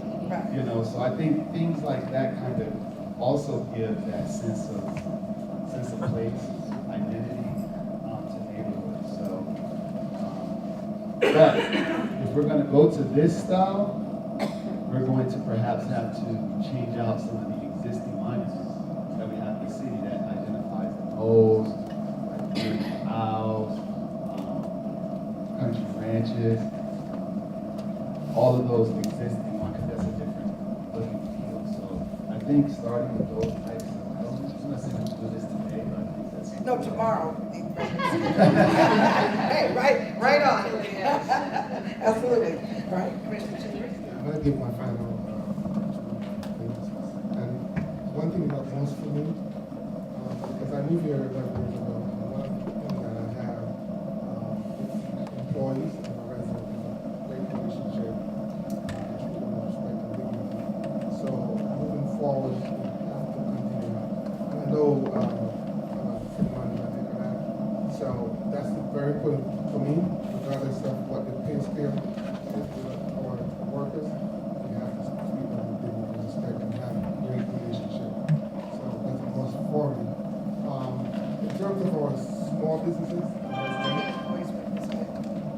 regardless of our small businesses, resident, when issue arise, and dealing with them, we have to make sure that every effort is made to resolve it amicably. So that's another big issue. Amicable working relationships, problem resolution, small business. Small business, small residents. And residents. Especially those who are a little bit less fortunate, we have to be able to work with them. Work with them. Creating that sensitivity. Right. So that's it for me. I think we're running short of time. Thanks, ma'am.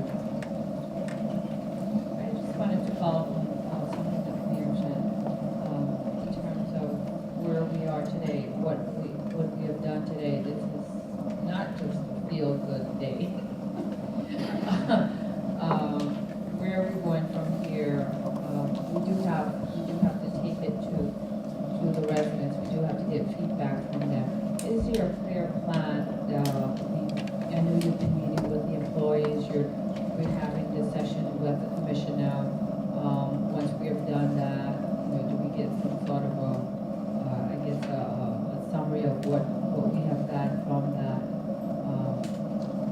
And then are we taking it to the public in some sort of orderly fashion? And then from there, we have consultants or employees working on it to come up with one plan for all. I guess if I can just kind of hear a little bit about how that's planned out. Absolutely correct. And now here I got to slow down. He didn't mean that. No. I didn't mean that. I'm actually looking at January staff. We're going to be working January to come up with a platform for one of the cross shows where we can bring the different cultures in Miramar to get behind the small business, the church, the HOAs, part of your boards. Every member of the boards have somebody represent that, so that we can get some feedback from everyone. So we've been talking about that. I think everything was going so fast, we felt like January would probably be a good time for everybody to come back, all right, so that we can have, I can't remember the words, they call it a rush, all right? And we did something like that in 2006 or 2007, something around that. And I want to do that here because we just giving y'all a snapshot. Right. I'm just going to hit y'all with one big one to think about, 441. Can you imagine what you have right now, 441? You got Wazi Ismail, which was your deputy in Miramar. That's now the city manager for what? Hollywood. All right. Right next to them is who? Who's the mayor? All right. You got Jones right there. Then you got us, and you got Cameron Benson. Cameron Benson, he used to be the city manager for who? Hollywood. We've all been talking about us partnering together and let's do something on 441 and change the dynamics of the game. Wazir got CR money that Bertha has given him to spend anywhere. Cameron has come to me and said, why don't we partner together? We already put something in the game. We got an opportunity to change everything, but staff can't do it by themselves. We all got to talk about it, all right? We need to talk about this here. We need to use our resources, but we got something special right now. Miramar right now can take this to a whole different level. And he's already scheduled a meeting with us for the 29th of October, so we're already coming in, consultants, starting to put together the information that we've gathered so far from the supervisors and managers over the past couple of meetings that we've had with them. We'll be pulling together the data that we have right here and then looking at next steps. So we're not sitting back or waiting between now and January. The city manager was very clear. We want action strategies. He wants us moving it forward, and he did not want to stop, except for the grandbaby, so that's what we're taking on a couple of days between now and the 29th. But other than that, no, we've all got our marching orders in terms of what we need to do, where we need to go, because this train has left the station. I ask people all the time, how many of you have ever ridden on a train before? Raise your hand. Okay, have you ever ridden on a train? How many of you have ever missed a train? Raise your hand. Okay? All right. How many of you ever had the train to back up to come get you? Okay? It's not going to happen. This train has left the station. So we're on our way. A lot of great ideas, energy as we move forward. We got 15 minutes to get out of here, so we'll close it out. Sean? Thank you. Mr. Holmgren, did you have a grand finale that you wanted to tell us? But thank you again, everybody, for coming. I really appreciate your patience. I look across the room periodically and I saw rapt attention from everyone. We got valuable input from you last week, and now we'll combine this with commission input for the next step that the manager has charged us with. Again, thank you so much. See you around to join the conversation.